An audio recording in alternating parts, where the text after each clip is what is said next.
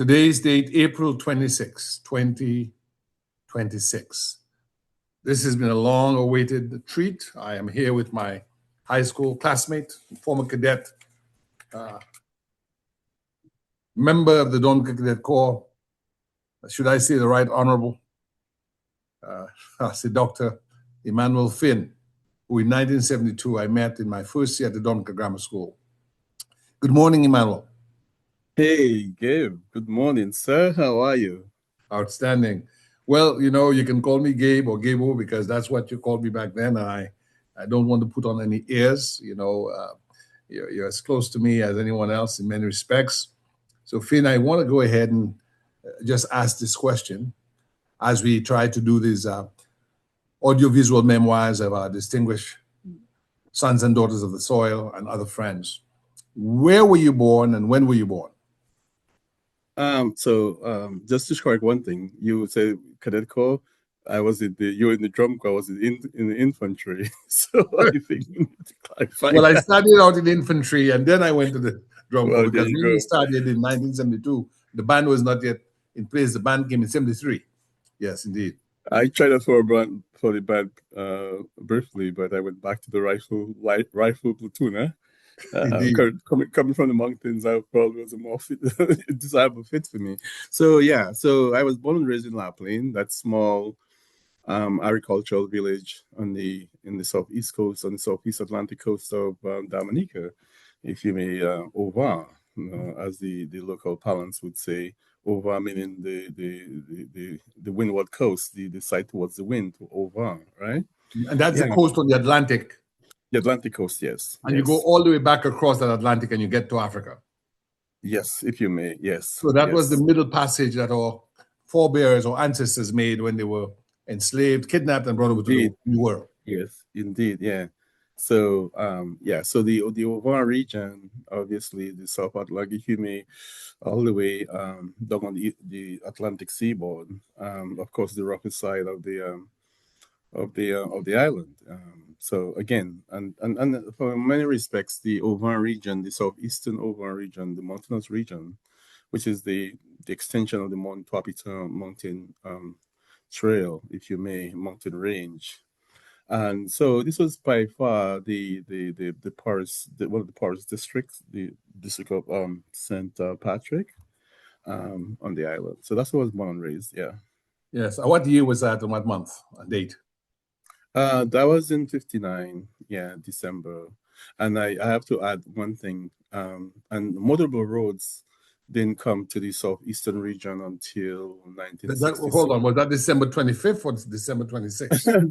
different December 1st. Sorry, Gabriel. December 1st. Yeah. Yes.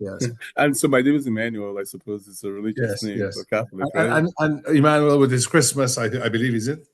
Yes, God be with us or something, but it's certainly, like Mohammed or something like that. It's Christmas. It's Emmanuel. God be with us. Yeah. Indeed. And what was your father's name? So my father's name was Jeremiah, and I need to put my father was from Castlebrose, the about maybe 10 miles on the other side of the mountain towards the Kalinago territory, the adjoining village.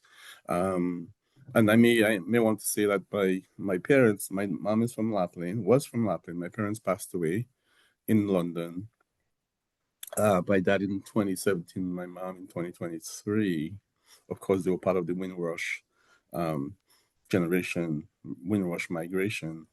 And when you say Windrush, those are the West Indians who were brought to England after the war to rebuild England. Yes, indeed. And so, interestingly enough, so my dad died in 2017 and my mom in 2023 in Southeast London.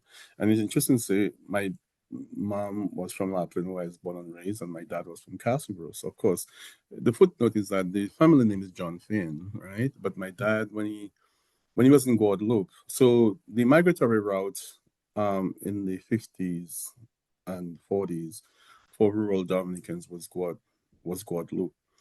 So my dad, that's a French territory to the north of Dominica. Yes. So as you know, Dominica is sandwiched between the French territories of Guadeloupe and Martinique to the south and Guadeloupe to the north. And so you took an outboard canoe and you went there. So my parents met at they were working at an estate in Petitbou, which is outside of Port-au-Pete, right? So they actually met not in Dominica, but in Guadeloupe. In Guadeloupe. So the migratory route, and so interesting enough, last December, Chrissy, my wife, and the kids, we went back to Guadeloupe to see where my parents met in Petitbou, and that was estate land, but today's housing. So we had a cousin of ours, who took us. Well, my cousin's husband took us around, and actually have pictures of the exact house where my parents lived. And they worked on the large estates where my mom was a domestic and my dad was a shopkeeper, and they met. So two kids, two young, young beauty from the Latin Valley, and a tall, uh, handsome young man from the Red Dirt of Jalousie, Castle Bruce. They met. Well, I can see that you are possessed of their outstanding features. Well, that's awfully kind of So you, your my friend. father was Jeremiah John Finn, and later Yes, shortened to sir. Finn. To And your Finn, mom? yes. Was Joan Allen from the Allen family in La Plaine, which is That's one of the Cheryl largest Allen, families. Shirley Allen. Right. So Cheryl Allen is my uncle's daughter, and Shirley is my aunt's daughter. So the Allen clan from La Plaine, which is a very large clan in La Plaine. So that's Indeed, what. indeed. As a matter of fact, my second daughter Alana is named after my grandfather Britton Allen, who was the oral historian of the village on the southeast. Alana, yeah. And you're married now to the former Chrissy Saint Hilaire. Yes. And talking about migration, I met Christy in New York. So after I left school here in Washington, I went to work in the Hudson Valley, and that's about 70 miles up the Hudson River, right around West Point area, and that's where I met Christy. So if you may, I Amazing. repeated what my parents did, a few decades before. Yes, Yeah, indeed. so this Christy Meeting your settled beloved wife in the course in the of Hudson Valley. diaspora migration. Yes. Yes, sir. Yes, and that's all part of it, right? Yeah. And her And mother and, was and the famous. Hold on, her mother, your wife's mother, mhm, your mother-in-law was the mhm. famous Dominican political leader, community leader, and store owner Annette Saint Hilaire. Yes, and of course, she was the mayor of Rose, I think, once or twice, right? And a Yes, political stalwart with the Dominica Freedom Party. indeed, And she was a close confidant of the late Mary Eugenia Charles, right? indeed, indeed. Dame Charles, and a business owner. Yes, that's Let so me get Christy. back because we're jumping a little bit, but Yes, sir. you have two beautiful daughters, Alana and Yes, Sari, yes. and they're both now at university. One has just graduated. Yeah. So Sari graduated 2 years ago. She went to school in Boston, and she graduated with a degree in engineering. And so she went, and then Alana, um, the second daughter, is graduating in May 11th from Emory. She's graduating with a degree in neuroscience and behavioral biology, and a minor in environmental science. Outstanding. So we're quite proud of them, and yeah, and as you know, they both play for the Dominica women's national football team, Indeed, and they've, indeed, they've indeed. been And it was, in doing that for fact, some time. Yeah. yeah, the Dominica Academy of Arts and Sciences and the Rosie Douglas Foundation started that process in 2004, 2005, where we'd have children from the diaspora come to Dominica to play soccer, and some of them actually played later for the national team, like your Yeah. wonderful daughters did. And Yeah. before I go any further, just so I can establish that, we'll come back to that, but Mhm. you're a distinguished graduate in science from the University of the District of Columbia. Is that right?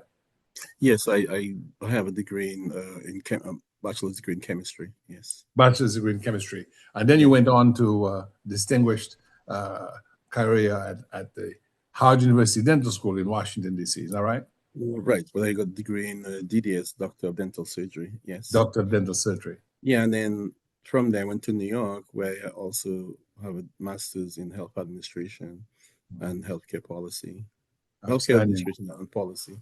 Yeah, I have a I master's know, in I know we're going to have to come back to Dominica, but it was during that process you graced the hallowed halls, I guess, of the U.S. Congress as a congressional Oh yeah. So intern.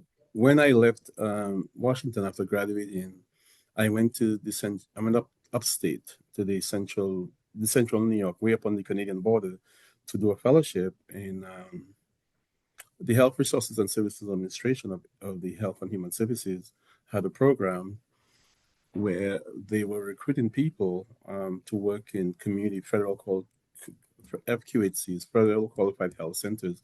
And if you, the federal qualified health center is a big movement, right? And it came about during the President Johnson's era, where there were a lot of folks in America, minority folks, who really didn't have health care. And part of that civil rights legislation was like healthcare is a right. A lot of people in the South didn't have healthcare access because the hospitals were turning them away. And so these people who came out of that formed the community health centers. But then by the time the 90s and 2000s rolled around, a lot of these folks were getting older. And not only that, the healthcare system was being automized, and these folks, they had no really they really didn't know about computers, and they were not interested because they belonged to a different era. So HRSA, the Health and Human Services, were recruiting people, clinicians and administrators, to run these health centers. So I got a grant, and part of the grant after my I did a residency here after my dental school in general dentistry at St. Elizabeth's Hospital and DC General Hospital here in Washington, DC. And St. Elizabeth was a hospital in Washington for the mentally ill. Yeah, for the mentally, as a matter of fact. And DC General was a general hospital. General hospital. It's like owned by the city. By the city. And it was a combination of the feds and the city, because you may remember one of the famous residents there was John Hinckley, if you recall. Yeah, John Hinckley, for those of you who will be listening to this, was the would-be assassin of President Ronald Reagan. He shot him at the same Washington hotel where there was a shooting last night on the evening of the 25th. But he, of course, Reagan survived, and Hinckley was institutionalized for mental illness at St. Elizabeth's. Yeah, as a matter of fact, I worked on him. So I think I did a root canal on John Hinckley. Interesting. So you actually worked. So Emmanuel Finn actually worked on the teeth of the guy who shot Ronald Reagan. Yes, of course. And there was Secret Service all the time around there. So it was an interesting kind of dynamic. Well, I want you to stick a pin in that, Finn, because we're going to come back to Washington, D.C. And before we even get into the meat of that, I will say that I owe an eternal debt to my brother, Emmanuel Finn, because in 1982, when I came to the city, for a few days, I was at Southeastern University, and the cost was such that it would not have been sustainable. And Finn was here before me. He had met Sam, not doctor then, but Sam Christian, who was at Howard University Medical School. He said, Gabe, I'm at the University of the District of Columbia. It's a better deal. And he introduced me to Miss Barbara Patterson of the International Student Office. Facilitated my entry rather late, I think I was a week or so late, to the University of the District of Columbia. So I want to take a moment on my own personal behalf to thank you, Finn, for your grace, your wisdom, your kindness in taking me. There's an old Negro spiritual that says, take my hand, precious Lord, lead me home. So you took me by the hand and got me enrolled there. And of course, thanks to you and so on, I never look back. Thank you very much. Well, thanks. Well, you're welcome, Gabriel. But I have to say, before you came up, I think you're a teacher at grammar school, Dominica Grammar School in Roseau. When I first came to America, I ended up in Connecticut, in the northern New England state of Connecticut, with my lab playing friend. I grew up with Kelvin Estrada, a former cadet, right? Yes. In the drum corps. He went to Londonderry youth camp, which was run by the deceased Major Earl Johnson, the commandant of the cadet corps. So again, you see what is threads bind here in the tie-up. And so from there, I worked in a factory, and I came to DC. What kind of factory was it you're working at, Finn? It was a print factory. They print inserts for like the Washington Post, the Miami Herald, the New York Times, the Los Angeles Times. It was hard work. But again, we were laser focused. We knew that tomorrow is a better day. And, we left our nest in Dominica. We left Hillsborough Street and Great Marlborough Street, and we were out there in the big city. However, we had metal. We had the Cadet Corps, which gave us the strength and the fortitude. And we had, our small society, which was at that time was a very close-knit society where people care about each other. Yes. and work was rewarded, real work, And Yes. so we had that. And so we had our base. We just knew that tomorrow would be a better day. However, we had to go through that passage, if you may, right? Yes. It wasn't easy, but we did what we had to do. And when I came to Washington, I stayed with Sam Christian, you know. Amazing. I stayed Amazing. with I, Sam I didn't Christian. I didn't know you stayed with Sam, Yeah, I stayed with Sam. I came to DC. Of course, I had a little bit of money in my pocket and on a boatload of determination and ambition, but the funds were low. We are kids from an impoverished island. And so we didn't have no golden parachute to take us there. If it had to happen, it had to be us. But then more importantly, it had to be community. All right. And so how I got to know Sam, I was living with a guy and the rent was so high on the Born Martin Caribbean program. Which came in on Saturdays, there was a gentleman saying he's trying to form a Dominica Association of Washington, D.C. I said, wait a minute, this is Sam Christian. Well, Sam was a few forms ahead of us, and he had disappeared. But I knew your brother taught me the late Wellsville Christian, may his soul rest in peace, Dr. Christian. He taught me in first form. And then I knew that your other brother, Lawson, who was the head boy of grammar school, he had gone to England to study. And I'm like, wait a minute, which is on it, Sammy or I knew it was in Wellsworth because he taught me. And I'm like, so I called the number that he left, and it was Sam. I said, wait a minute, Sam, you're the one who in youth group or something, or Dominica Youth Not Association? National Youth Council. National Youth Council, yeah. So we came around. Of course, I think by the time we were in second form, Sam was in fifth form or sixth form, right? At that time, all the schools had their sixth forms instead of one college. And so I went over and I said, well, my living situation is not good. I'm living all the way out there in Maryland, in Forestville. I want to get something closer. It's so expensive. And of course, I didn't have as much money as Gable has today. It was a Oh, different come on. story. We all were struggling, right? And We're that's what it's struggling all about. students. We were struggling students, but we had, the future was there because we were laser focused on what we were doing. And I came over to live with Saab. So by the time you rolled around here after you left your high life in Dominica and came to the real deal here, to the cold and to the struggle, then that's where we met. So, again, the whole sense of community. Where was Sam staying at that time, Vin? He was staying at U Street. He was fourth on U Street, right behind Howard University. Okay. With a whole bunch of medical students, and it certainly it was it was student house. So a lady rented out to students, and it wasn't looking back. It was, of course, you took a hot shower, you got a hot meal, you got somewhere to rest, but it certainly certainly wasn't the Taj Mahal or anything like that. Well, we were living in those days in very Spartan conditions, my friend, Yes, like sir. Yes, soldiers. sir. Let Yes, me sir. get I back went. to, yeah, Yeah. sorry. Let me get back to La Plaine because we'll return to Washington, D.C. in a moment. Mm-hmm. So your Yeah. parents, by the time you were born in 59, had they left for England? Had they both left for England? So interesting enough, so my parents left in the early 50s after the war, after World War II, to work as many rural Dominicans did, to work on the estates because there was nothing in the countryside. As you know, the embargo, the World War really decimated the countryside, and so they met. And then when I have two other siblings, older siblings. My mom came back to Dominica to give birth. As a matter of fact, she told me I was conceived in Guadeloupe. So you So, almost could have right, been a Frenchman. if you may, because of course, again, migrants don't have too many resources. She had to return back to La Plaine, where she could And in family those days, they're support. not taking Leeward Island air transport. They're taking canoes. Oh, canoes, yeah. So there you go. So when she was 6 months pregnant, so she returned And, to and La that's the Plaine. old Kalinago or Carib canoe where you hollow out a gommier tree log and you make the hull and so on. And you no Yeah, outboard motor, you're taking sail or right. oar, you're rowing. Yeah.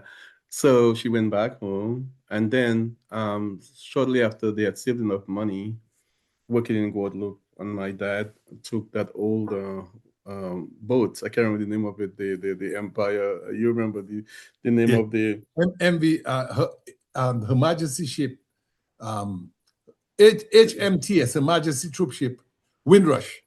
the Windrush. So the Windrush. So took it to to head to England and land in the port of Southampton, right?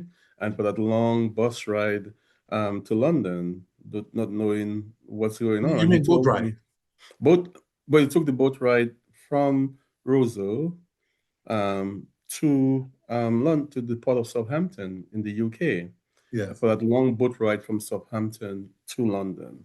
That's right. That's right. So once they get to Yeah, Southampton, they had to take the yeah. bus Yeah, on the the. bus, and of Yes. course, these are migrants. Yeah. These are folks from the mountains, right? Not sophisticated as Gabu and somebody else, today. So did So, they go together, Finn? Did they go? Did they travel no, together? no, no, no, no. My mom stayed back to give birth, I see. and so so while my dad went, and he would tell me about his hardships, settling in England, where he stayed in a room with about 10 guys, that's what they Yes. could afford. And then my mom gave birth. Now, and then 2.5 years after I was born, she joined she joined my dad in London. So I was raised in Lapland by my grandparents. Yeah. Give us your grandparents' names.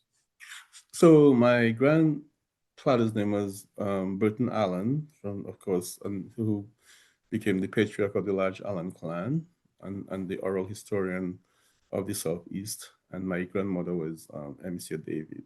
How David. do you spell the And first very name? Monsieur Emercia. David. Emer. CIA. And that's a French name. Emercia. Now I have to Rimsey Allen. Yeah, David Allen. So the here's the issue here. My grandmother was from Botica, right? And that time Botica was really just a backward wooded hamlet, right? Now, but her parents came from Martinique again, because there was an influx of Martinique folks into the southern flank of Dominica.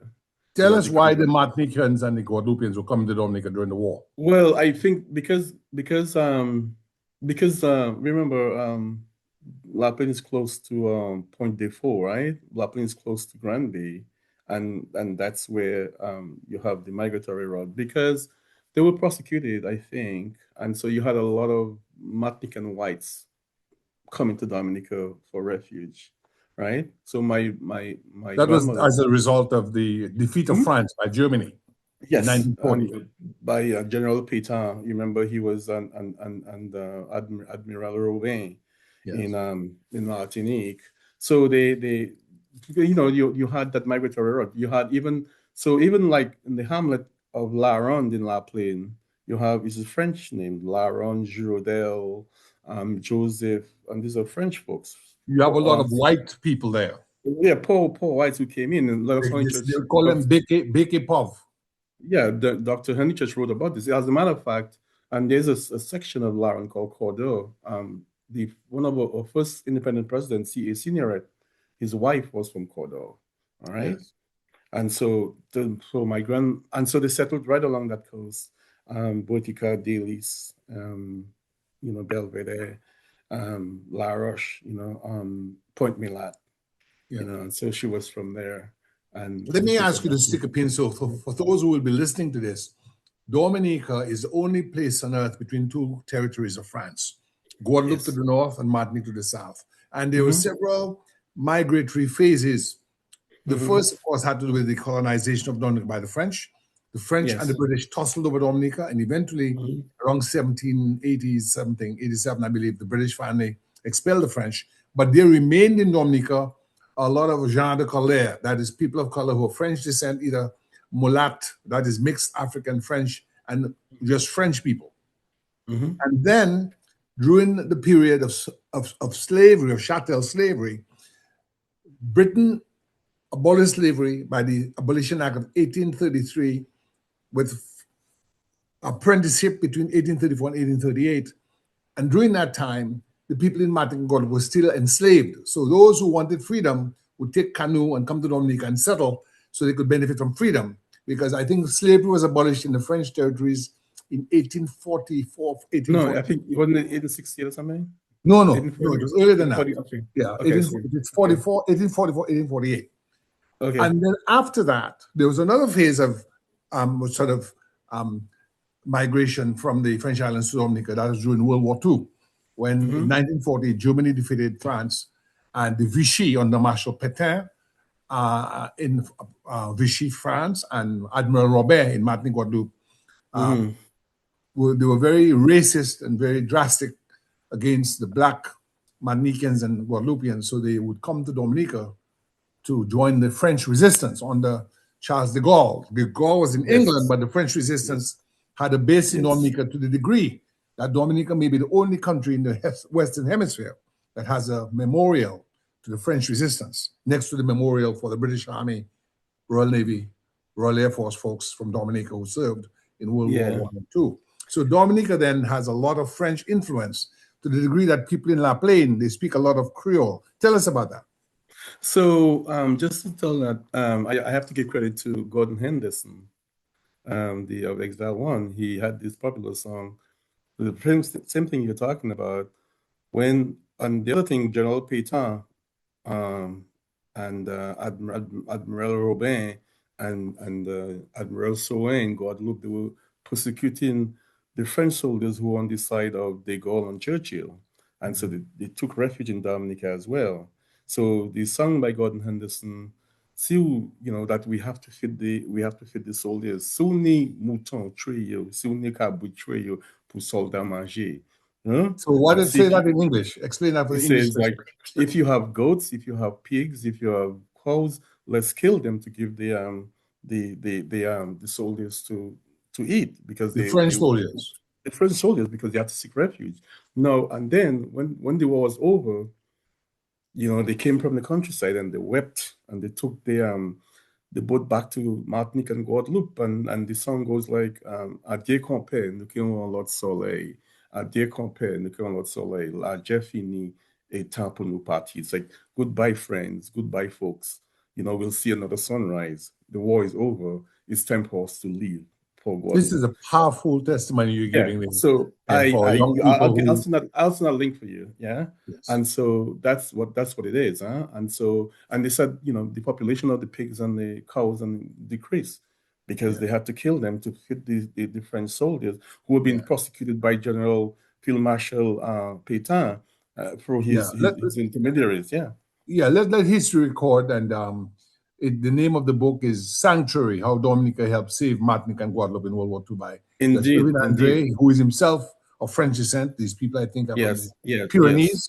They are people from Vécaz, And it is of note that the record reveals that close to 20, some say 25,000 people came through. At the time, Dominica had no more than 50,000 people. So that's almost half of the population of Dominica being,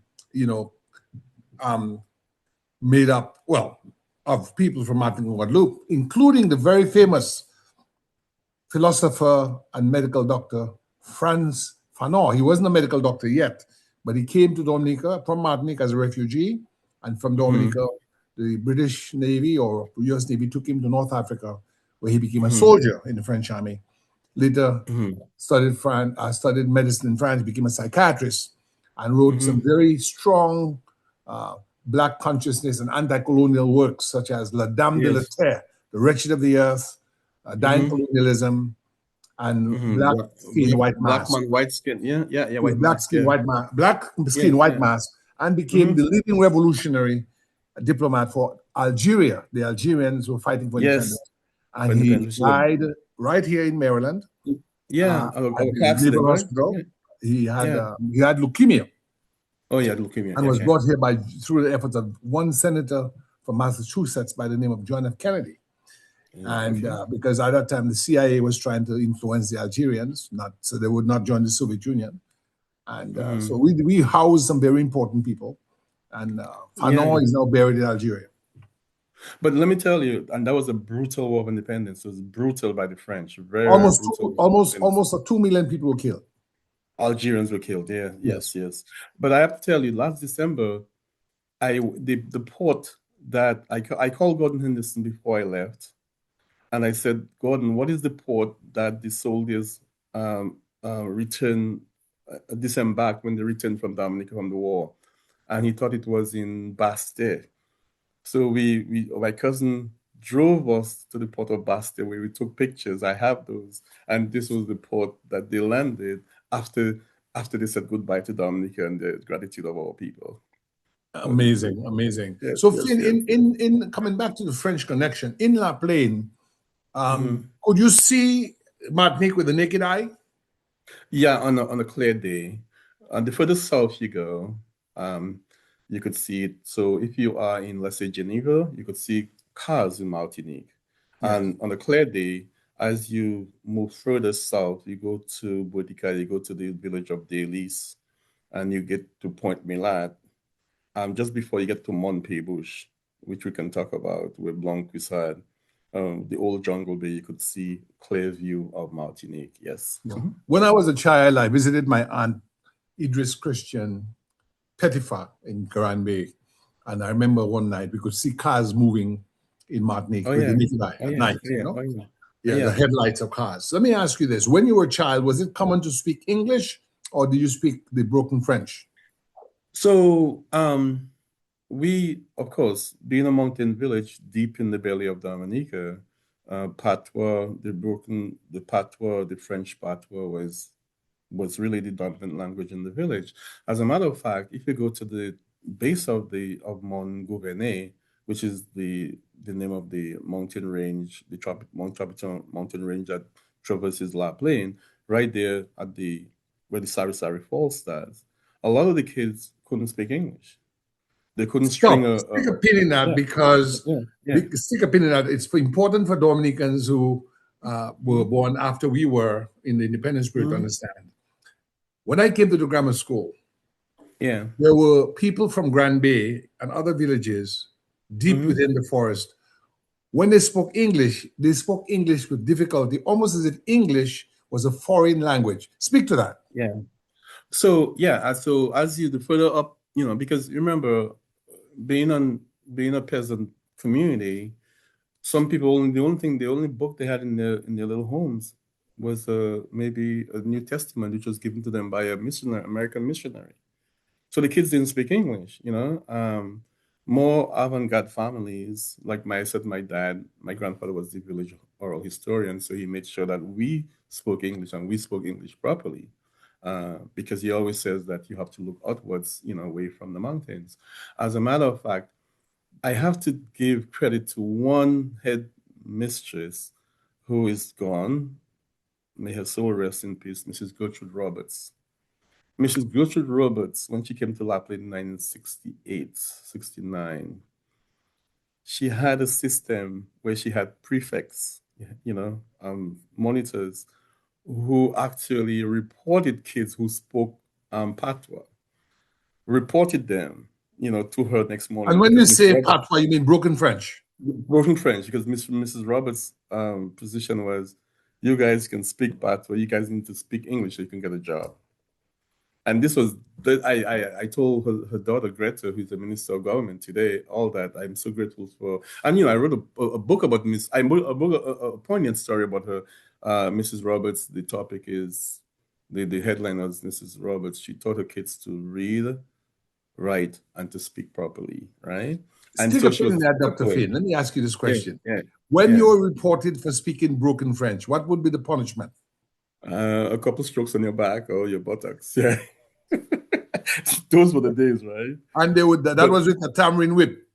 yes, sir. I remember these head mistresses, these head teachers, these principals, they ran the school with that interference from Rosa, from the So Ministry of you're saying Education. to me They ran that the in school. the time you went to school, Yeah. corporal punishment, usually with a belt or tamarind. Tamarind is a tree that makes the tamarind Yes, fruit, but yes, yes, yes, yes, yes. the little branches are they're very malleable and they Yeah, don't break. yeah, They bend. yeah, And yeah. that's the whip of choice. That's we put. As a matter of fact, we had a before Mrs. Roberts, we had a principal called J.J. King. I don't even remember J.J. King. He had actually he at Christmas time he would go to the farmers who slaughtered the cows and get a hide, the real leather from the cow hide, and he used to call it the dandy dick. And then so the issue was discipline. They The call issue, it the dandy dick. yes, the discipline. The discipline, the fact that and their position was you cannot learn kids cannot learn without discipline.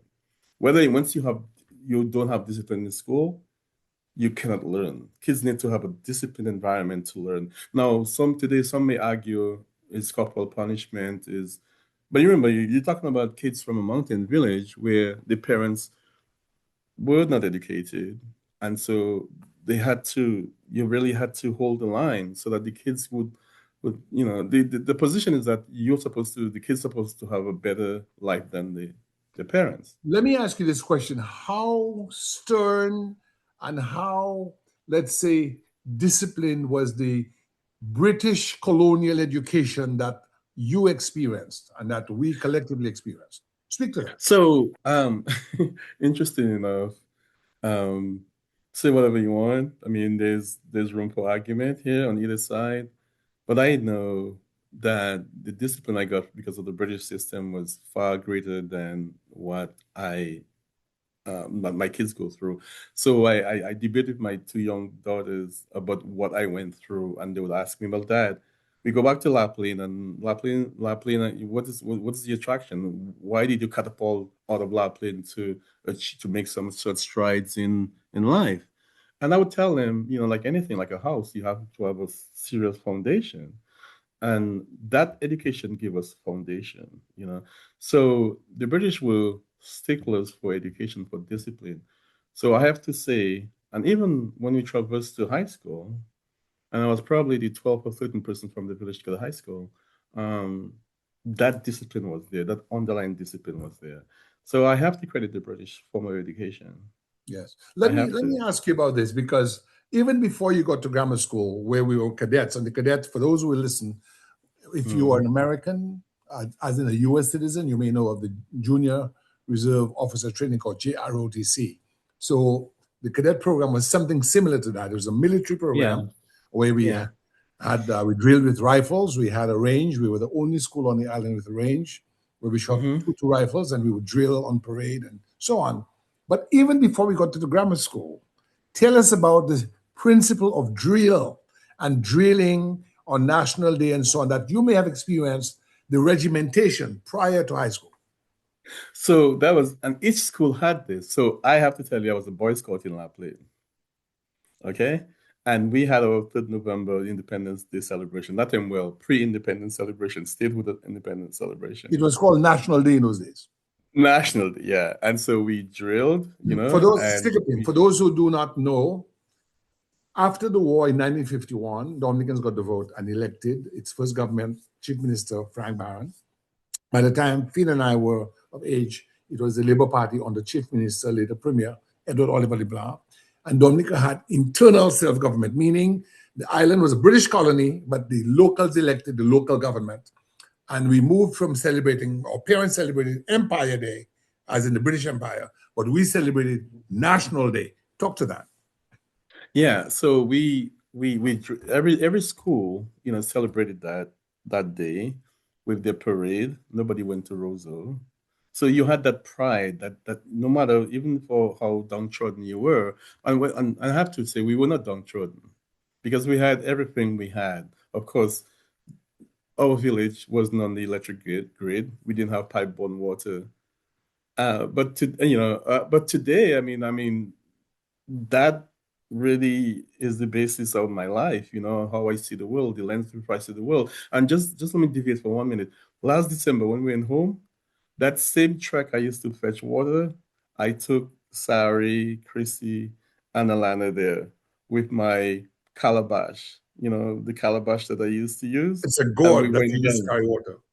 Yes, and I took them there. I had this friend of mine made the, and we went down to the track, and just wonderful. So, and I don't know if I sent you that video, but this is it. When we stood by the river, and I'm like, wait a minute, of course, that's like 40 years plus, but the nostalgic memories, it taught me so much. And one of the things I told the kids, and which I recited in the video, is that we had to get up in the morning, go to the river to collect water, and then race up the hill and get to the school on time.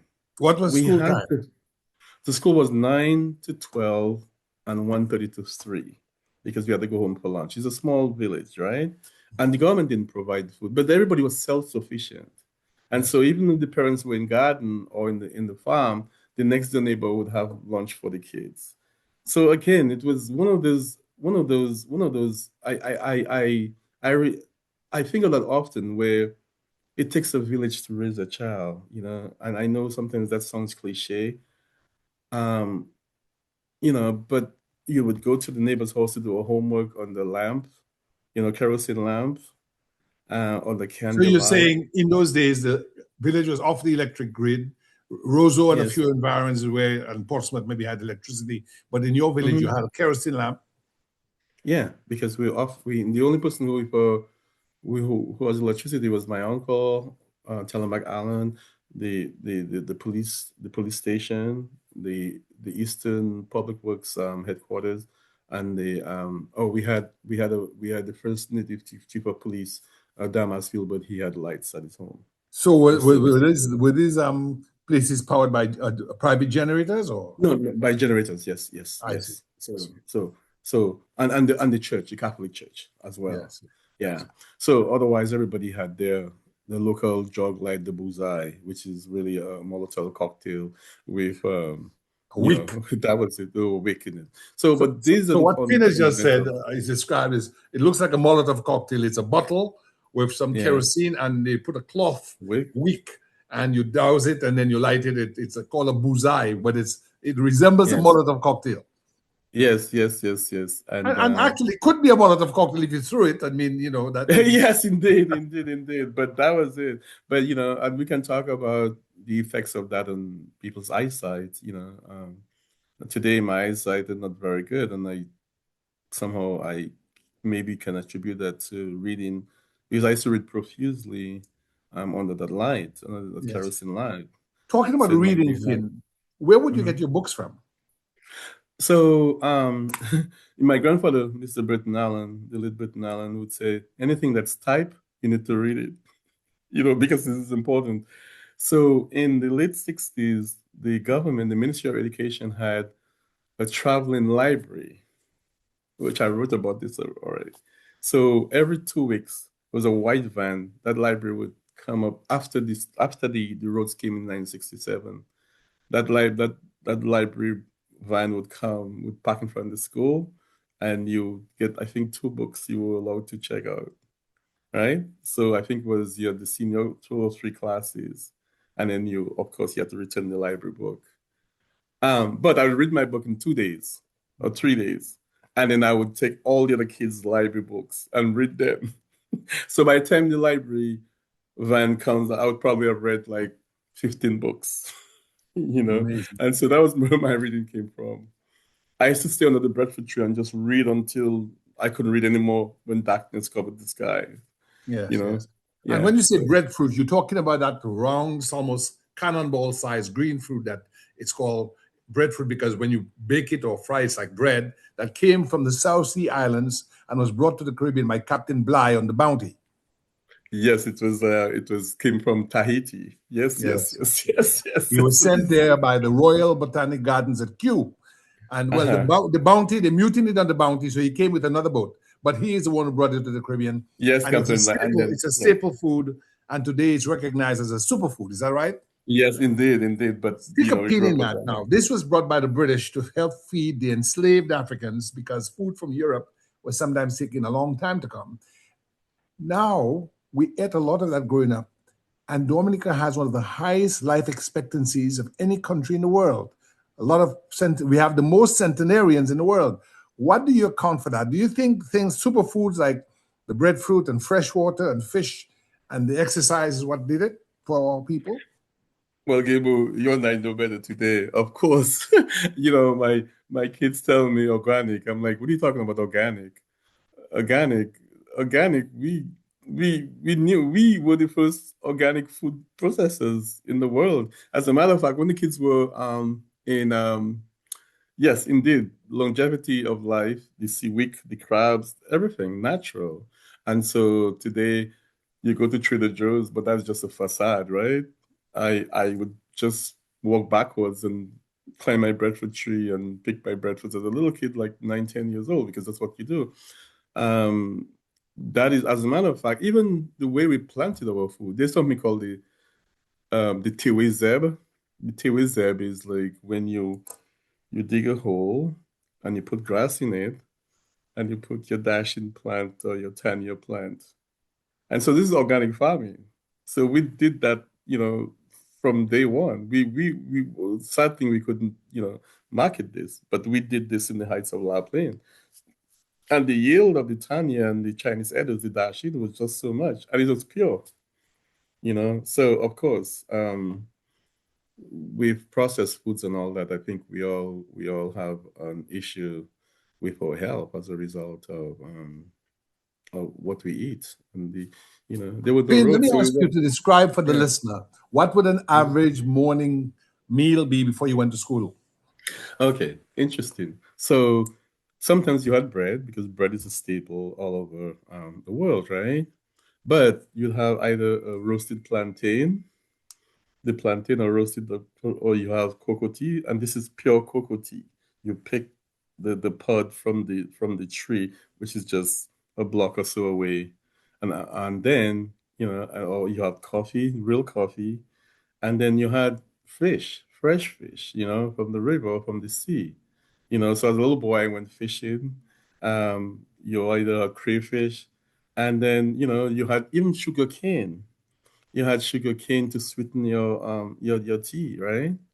And or you had cassava, you know.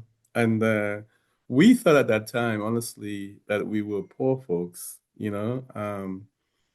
But in reality, looking back, we were rich folks because this is what folks buy at Trader Joe's. So you're saying to me in the Washington, D.C. area, the affluent people, those with money, Yes, go to Trader Joe's to buy the yes, things we used to eat when we were poor. we did. And the sad story is that we thought we were Malawi, we were poor, right?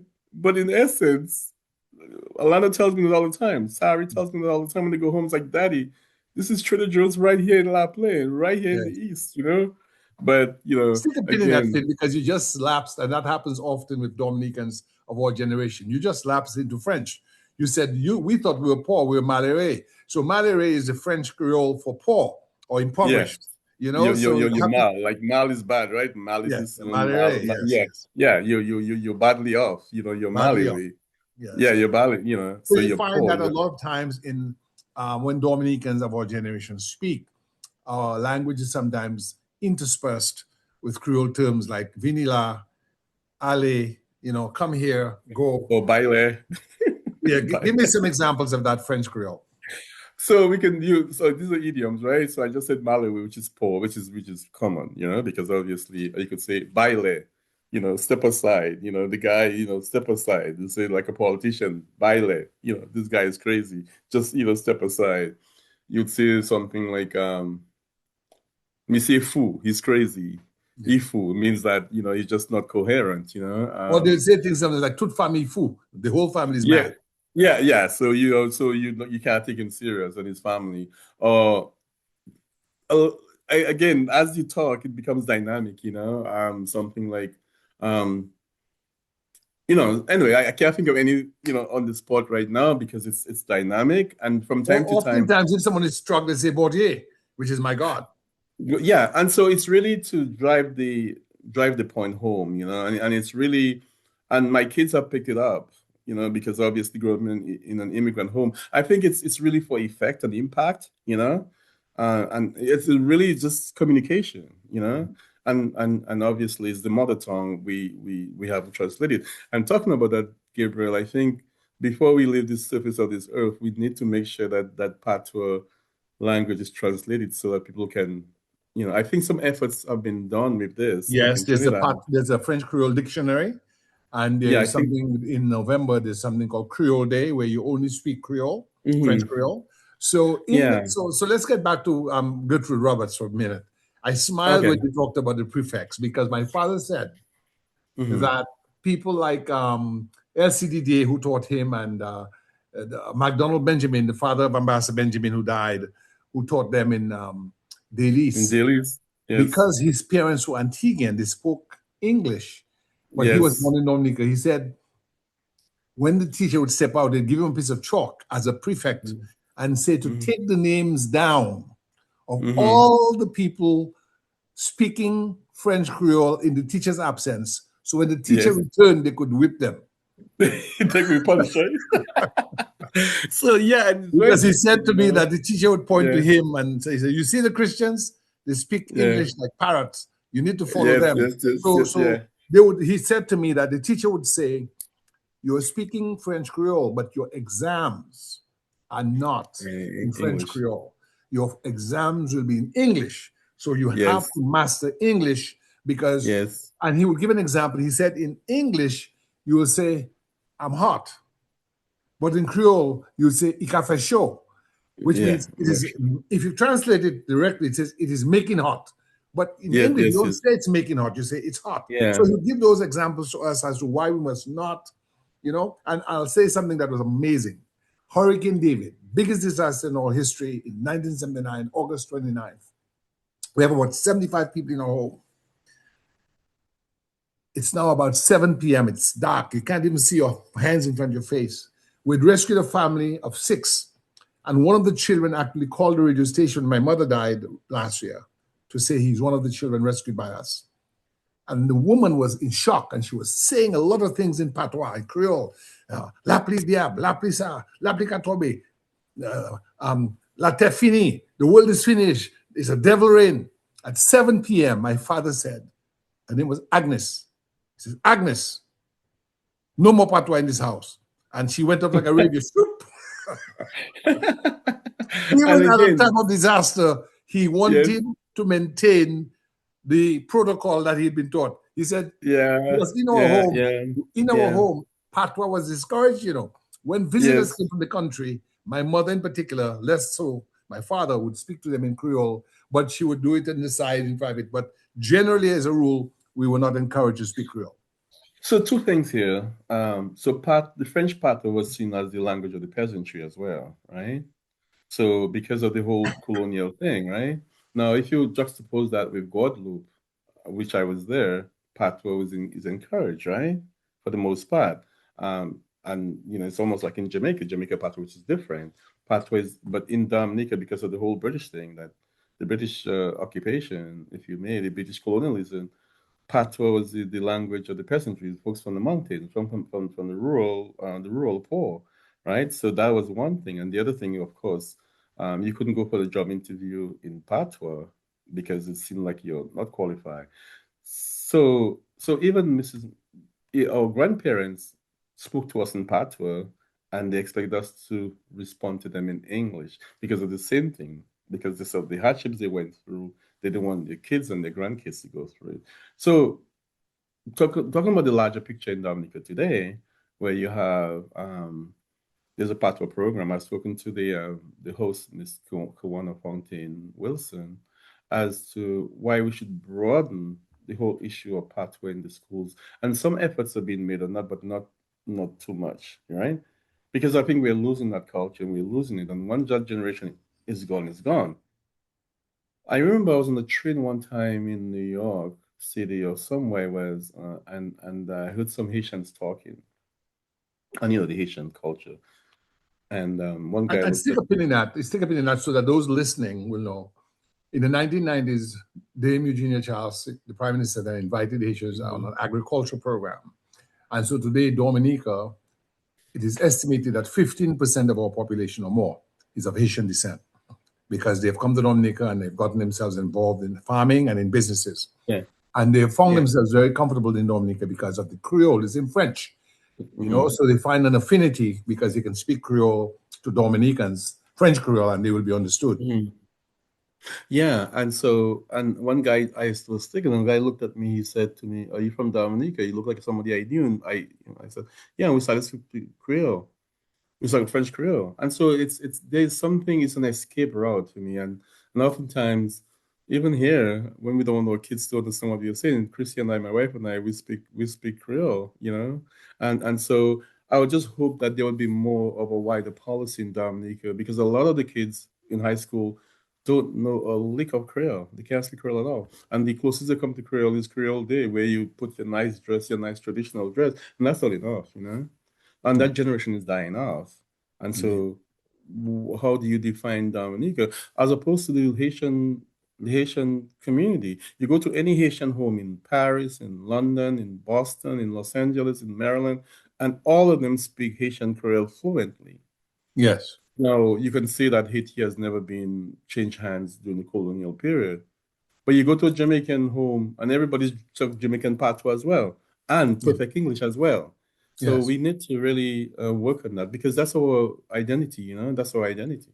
I agree. I You know? believe that based on history Yeah. and based on our Yeah. geographical position between Martinique and Guadeloupe, we have to have a more comprehensive approach. Because I remember Yeah, I think so. I was a butt of a laughing session by my mother and one of the blind members of the blind workshop in the Mm-hmm. 1970s. At grammar school with you, my mother would take us in case there's a flat tire, so we could help fix the tire. And I'm at the front seat with her, and there's a blind member of the workshop at the back, and they're speaking in fluent Creole. The woman's name was Theralina, and Mm-hmm. then Theralina breaks into English and say, "My Chris, you think Gabriel can speak any patois?" And before my mother could answer, I shouted, "Of course I can!"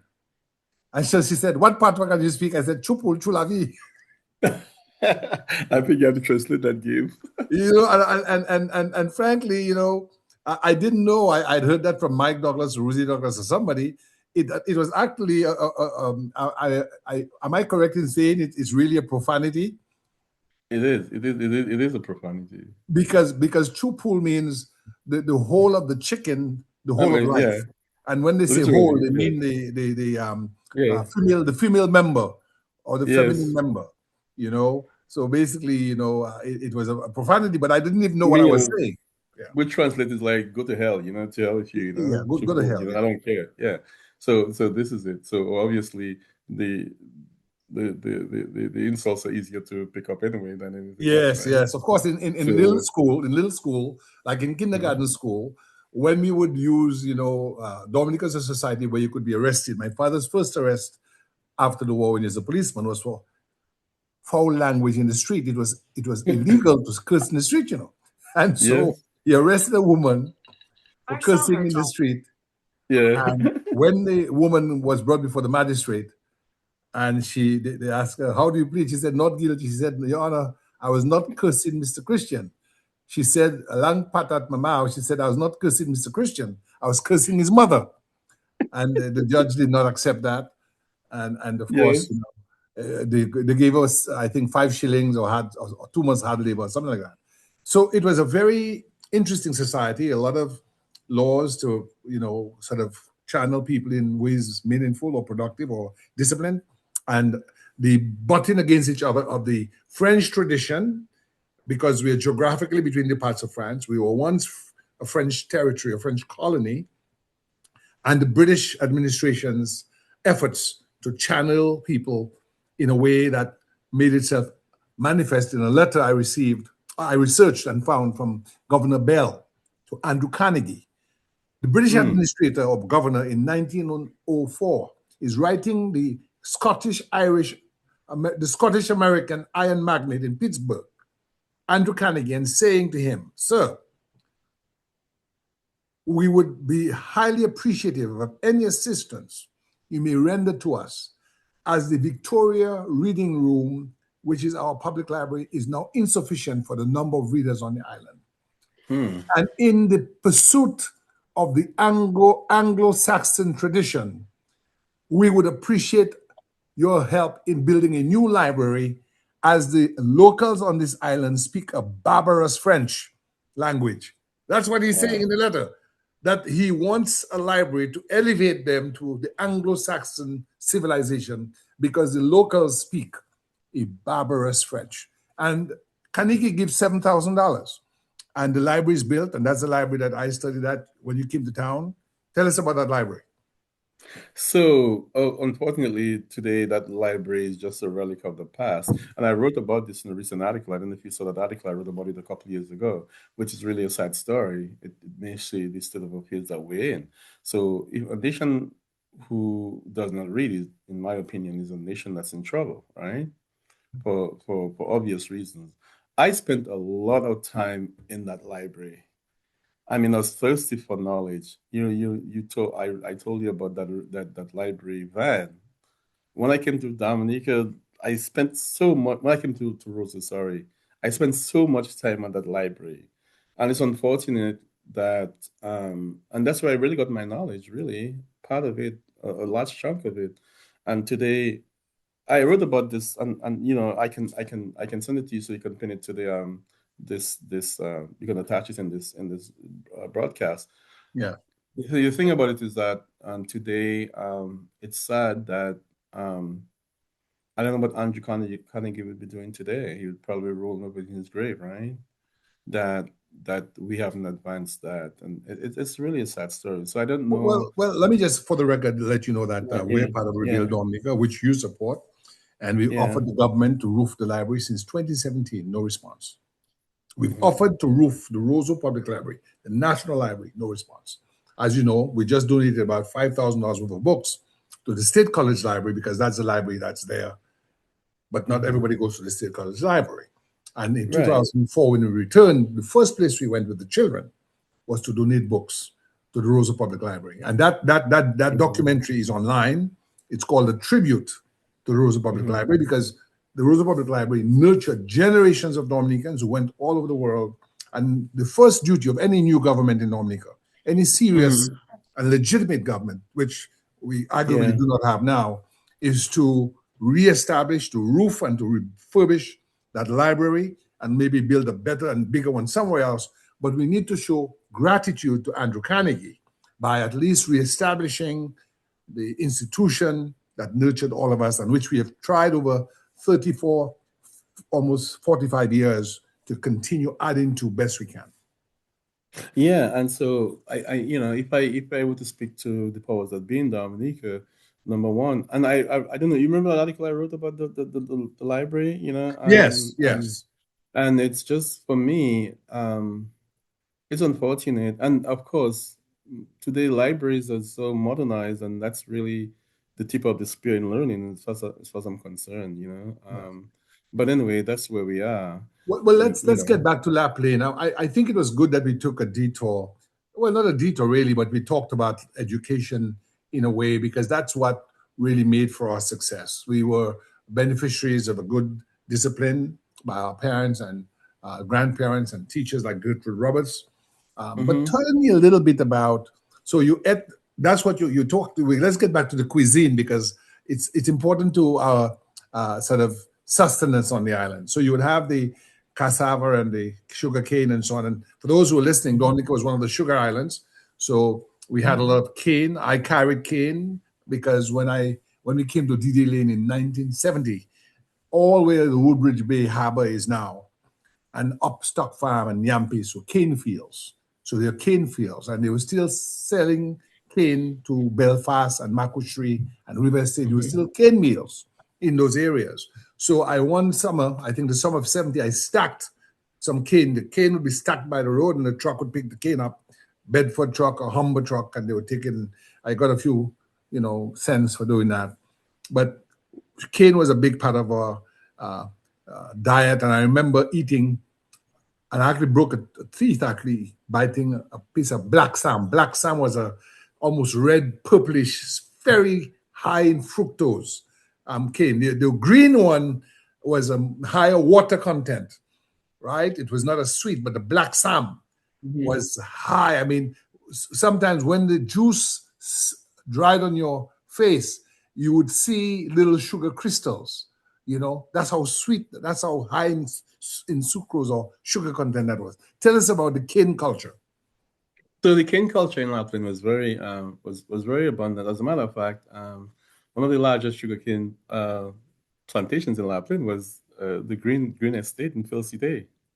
Of course, Ron Green is all dear to our heart, but his uncle, And you're Rupert talking Green, about the local politician yeah, and former Minister of Education, Ron Green, who went yes, to Columbia Ron Green, University. yes. Yes. And Ron was the chairman of the village council for many years before he retired from politics. But his family estate in La Plaine, right there. Once you just leave the Sarasara River, head into the village, there's abundance of sugarcane there. And but everybody had their plots of sugarcane because, quite frankly, people didn't have money to buy sugar, and so it was there. Again, we go back to the whole Trader Joe's analogy, and we were. This is like pure, organic, healthy, and so you'd sweeten that in fact, the local word for this was visu. So you get a cup of sugar cane. Like so, everybody had a lot of people had like a little squeezer in their backyard. Explain what the squeezer, the homemade squeezer was So like. What the was like? homemade squeezer was that they'd have like A a log. pole, a log, if you may, and they have some, put like a mechanical arm to it. Not a mechanical, it's a wooden arm with some kind of, and then you would squeeze this sugar cane Yes, you pass it through and you between it, squeeze it. pass it through, and then you have a cup to collect it, a receptacle, and that was it. A lot of people had that, and you collect it, and you sweeten, and this was it. So you didn't have to worry about brown sugar or refined sugar, or anything like that, Gabriel, because you're 100% organic sugar. Sugar right And off the it, stock. Sugar right off the yes, stock. sir, organic, underline the word organic here. And so we had that, everybody planted it, and There's then stick a pin in that also, brother Fade. There's also something called the mortar pestle. Tell us what's a mortar pestle. oh, so the mother pestle was really a log which was hollowed, right? It was hollowed, and it had a pestle, like a short baseball bat, What like what was the what was the patois word for the pestle? It was un mash pilon. Mash Mash, pillow. which mash pilon is like Oh, sometimes they mash. call it a butu also. A butu, like a butu, like, but it's like a short baseball bat, Yeah, and you I had get a it. little stub, and then the ground provisions like the Chinese edibles, the dashin, the tanya, the yams, Breadfruit. and the breadfruit, and you mix everything, and it's a mash, right? And you pound this out or whatever, and So then it'd you be like had it'd be like your mashed potatoes. like mashed potatoes, but this is all, and then you had your gravy, which was either made with coconut flavor or with many of the other spices, which you picked. And may I say, everybody had a pepper tree in their backyard. Yes. So you went and you picked the pepper. And so this was the sustenance, and of course in fresh water, and you could make your juice would be, anything from lime juice to apricot to any of the tropical fruits, and Yes. you Yes. blend that by your own self. So this was healthy eating. Yes. And Yes. again, Healthy. I think we have to say we thought that we were poor, but really, in retrospect, many years later, you and I find ourselves in Washington D.C. Realize that we were not poor. That was a very, very, very rich game. Maybe we Indeed. didn't drive the car Gabriel So drives today, but Dominica, just for those who will understand, Dominica is maybe one of the most forested islands in the world. yeah. We have a lot of rivers and streams, right? Hmm. Yeah. Supposedly 365 rivers and streams, one for every day of the year. We have a few lakes, which is unusual in the Caribbean, in the Hmm. mountains. These are Yeah. formed in the what you call craters of old volcanoes Hmm. where the water has collected. So we have the Hmm. freshwater lake, the Brewery Lake, right? And so between the freshwater, the sea, of course, that surrounds us, Atlantic Hmm. Ocean, Caribbean Sea, and the fertile soil. Hmm. People, when we were growing up, ate a lot of local food. Tell us of some of the animal protein that you would have, be it chicken, cattle, pigs. Oh yeah, so and the good thing is that around Christmas time was a lot of slaughtering. Either pigs, goats, cow, and then the way of preserving the meat was very interesting. You'll have it over, so you'll have like a built-in grill, if you may, right, from wood, and you put maybe galvanized over it, or and then you had fire, and then you would put slaughter the whatever animal, and you would put the meat over this, and you would salt it, Yes. and then that preserved it. It's really Then good. you well, what you had to do with the fire, you couldn't have it be a fire to cook it. You had the Mm, fire, but then you'd put like leaves, like banana leaves, to slow it yeah, down yeah, and to give yes, it a yes, yes. smoke, Hmm. so that the Yeah. meat becomes smoked, and the Hmm. smoked meat could be left for weeks. Well, weeks, and so that was it. And then you'd also make charcoal. The whole business of making charcoal, we call it charbon, where you dig a hole in the ground, put some sticks, and then make your charcoal, which is pure Covered. Oh, charcoal. you had to cover it with earth. With dirt, yeah, yes, yes, yes. You could buy it in the market because some people that's what they sold, and so these were the days, right? These were the days that were back. And so whenever I need a place to hide here in the big city, Gabriel, I go back to the mountains. And oftentimes when I have conversations, I reference Lapland. It's I always always very like to tease you personal. about the plains of Belvedere and the Sari Sari Mall. Yeah, well, again, as you know, my first daughter is named Sari because Sari, I grew up along the Sari River. It was such a rich, fertile valley where people farmed on both sides of the river. And the queen of And the our Sari first child is, her middle is name is Sari. Dominique. Dominique. There you go. And so Why the do you think we nostalgia, named our children or give names that reflect Dominican heritage? I think, is a form of gratitude, I think.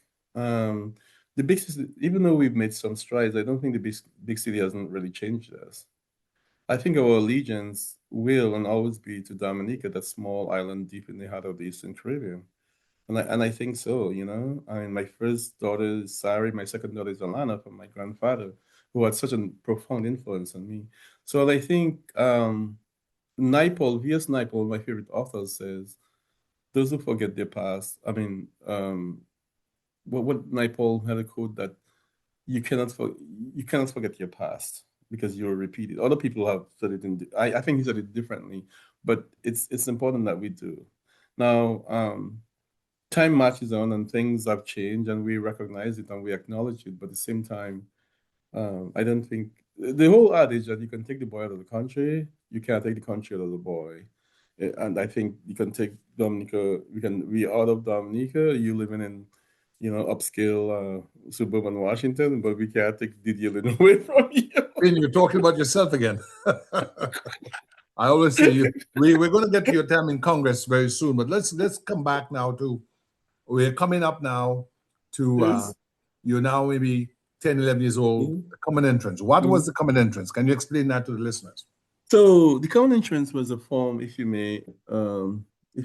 almost like an SAT, the Scholastic Achievement Test, where it was a way of weeding people or accepting people. It was a national test. Today it's called assessment. Today it's called national assessment test. That's what they call it. And today they have regions. But it was a national assessment where kids, I think, you have to be under 12 years old to take the test. And then if you score a certain amount, a certain percentage, you would be accepted to one of the four high schools, which is really a tall order. So a So lot in of those people couldn't days, make it. explain to the listener audience what were the four high schools?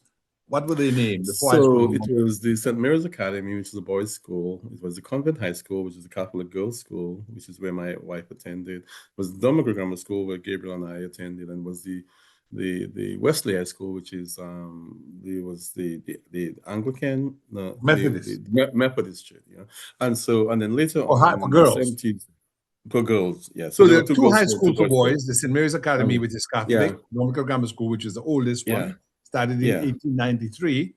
And then for 893, girls, the Convent High School Catholic and the Wesley yeah, High School Methodist. yeah. So So only four high that schools in was the entire country. and so it was a tall order. And then later in the mid 70s, another school came online, the Portsmouth Secondary School, which Yes, is like in 74, 73. 75, 73, which is up north in the second town of Portsmouth on the Caribbean coast, right? Um, and so the common entrance exam, you took it, and then if you're lucky enough, if you score enough, you go into high school. I have to tell you one thing, and I've written about this. A lot of the kids from the countryside, a lot of kids from the villages were X'd out because they couldn't make the grade, and as you know, resources always went to the urban areas, and very little resources went to the rural schools. Certainly in my area, in the rural southeast. In addition to that, a lot of kids in the city had the test before. That is a fact. So when the results came out, you like the Rosa kids, got the bulk of the spaces, the limited spaces. But today, things have changed today. We have about 13 high schools today, right? 12 or 13 high schools today. So things have changed. There's much more access to high school. As a But during matter of our fact, time, there's what you call now universal secondary education. In mhm, that, yes. there's no so when you look at it, Finn, I look back on this and I say to myself, Mhm, common entrance was not just an assessment; it was also a mhm. restricted mechanism. Why? Yeah, Because if yes, you yes, had yes, more yes, people yes, pass the yeah, yeah, exam, where were they going to yeah. go? And so the There was interesting no thing place to is, put them. and so when you're 15, you're out of primary school, and you had to get a trade. And one of the things that came in was the Londonderry Youth Camp up there in Londonderry between Marigot and Wesley. Tell us about the So, Londonderry Youth Camp and the so it was amazing, kids immortal who Major didn't make, Phil Johnson. yeah, well, boys who didn't make it to high school because of the restriction. There isn't enough space, or they didn't have the aptitude to really ace the national, the common entrance exam. So they went to youth camp in Londonderry to learn a trade, and that was run by Major Earl Johnson. But that was short-lived.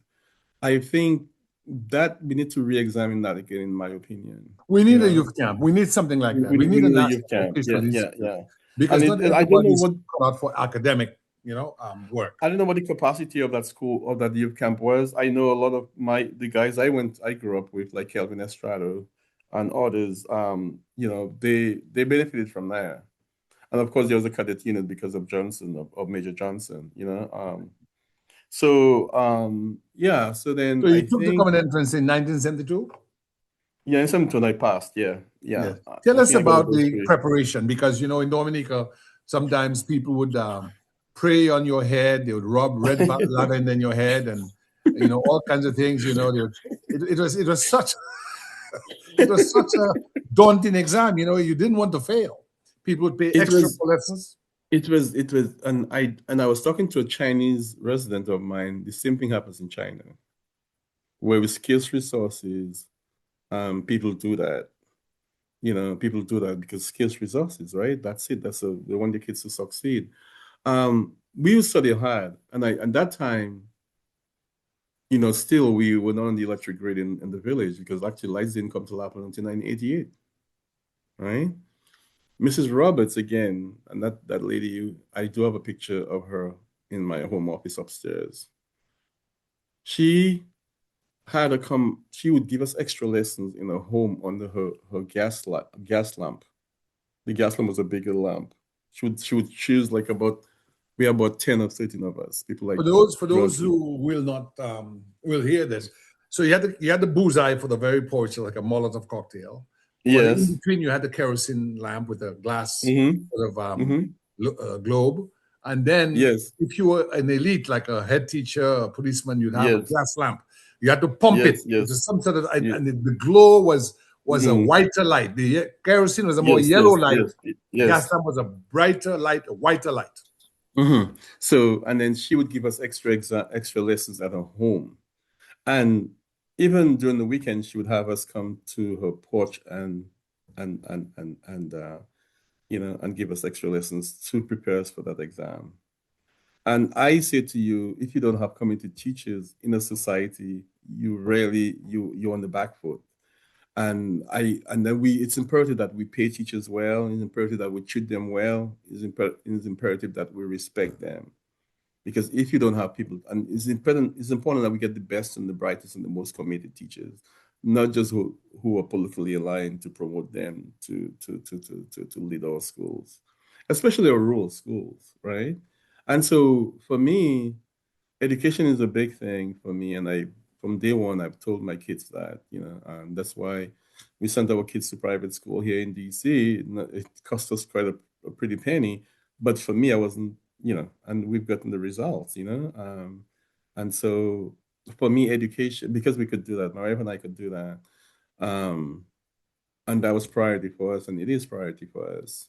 So, and so for us, the exam day was quite nervous. Yeah, the grandparents would put you lavender, red lavender, so that no evil spirit would come to harbor you, so that you could think clearly, and you take your exam, and hopefully, but by the time so that time the rural areas used to get like two entrance passes, and by the time Miss Roberts, her first second try, she got like about 13, 14 passes. And so there was Amazing. an avalanche of folks going to the high school. And I From kept La in Plaine. touch with them. From La Plaine, Amazing. yeah, yeah, Before yeah. you get to the grammar school, and Mm-hmm. we meet, there's something that happened in the 1960s having to do with an Ito gentleman from La Plaine. Tell us about Oh, Corporal Ito of the U.S. so Army. yes, yes, and I written about this, right? So again, there were no opportunities in the rural areas. You are a banana farmer selling one fruit, and that to the local banana shed. It wasn't even the boxing plant. So life was Mhm. very difficult. You lived pretty much a peasant existence, right? So people migrated. First, they migrated to Guadeloupe and Martinique. And it was hard work. Then the Virgin Islands opened up. That's the U.S. Virgin And Islands. U.S. Virgin Islands, St. Thomas, St. Croix, St. John. St. John's. And as a service industry, people went there to work in the hotels as maids, as waitresses, as yardmen, as They also dishwashers, went to work at the oil refinery at Hess. and the Hess and Martin Marietta, because they needed muscle power as well. So you find a lot of people from St. Joseph went to St. Thomas and Grand Bay. A lot of people from Castle Bruce and La Plaine went to St. Croix, right? And they, sprinkling there. But these are two major rural migration. So this young man from the hills of La Plaine, from Castle, which is at the base of the other side of the Sarasara River, he went to St. Croix to work, What take was his his name? chances. His name was Cuthbert Hurtault, Hurtault.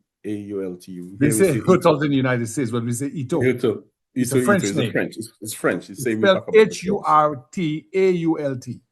Yes, as a matter of fact. And so he went and he left La Plaine at 22. Went to, again, by 22, you're really a seasoned person because you worked hard in the mountains, right? So he went to St. Croix. And then at that time, the Vietnam War full full open. And then, the Americans wanted bodies to fight the war. And you didn't have to be a US citizen or a green card holder. And so he volunteered for the US Army, and he got trained at Fort Campbell, Kentucky, a member of the 101 Airborne Division. I remember him as a kid when he went after his training. I remembered him. He had his uniform on. We used to just trail him to the village, and he was a very confident man. He went for the village and walking around, with his In his U.S. uniform and Army his uniform. yes, and corporal, and we this is us, because at Lapland School we used to play, and when he went away after his 2 weeks vacation, he was shipped over to Southeast Asia. We at Lapin School used to play war games, USA versus Vietnam, Viet Cong. We didn't understand the war, Yes. but our man was fighting for the US. And so this is on all the war games, the US always won. And unfortunately, our worst fears were realized. He came back, he was, according to the Pentagon, he was killed by artillery fire somewhere in Phu Phen province of Vietnam.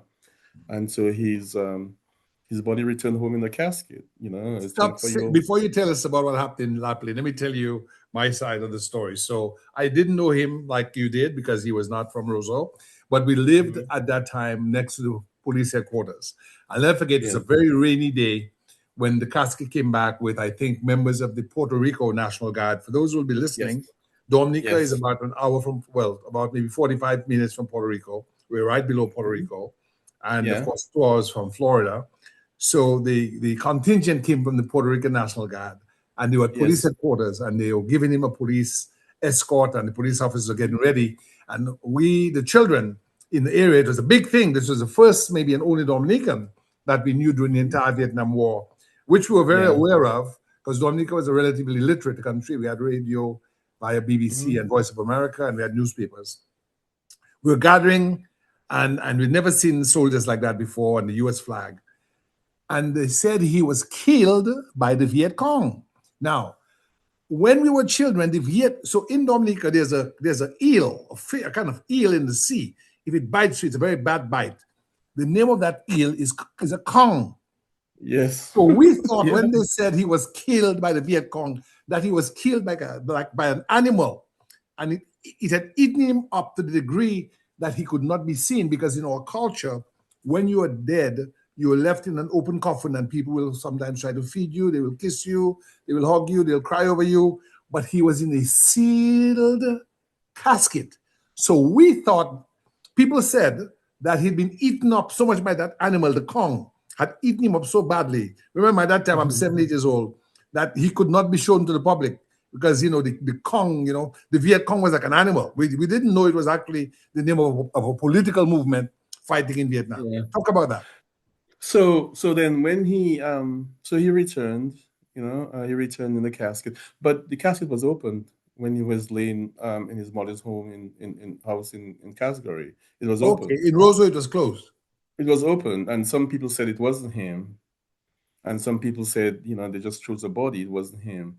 But remember, and people from all over Dominica came over the surrounding villages, um, It is Botica, big. It is a big, Montrose. big thing. In Roseau, there's a huge crowd in front of the fire, in the fire Yeah, brigade and police well, headquarters area. for us, it was sad because here this kid from the mountains who went because he had plans to come back to Dominica to build a hotel after he survived the war.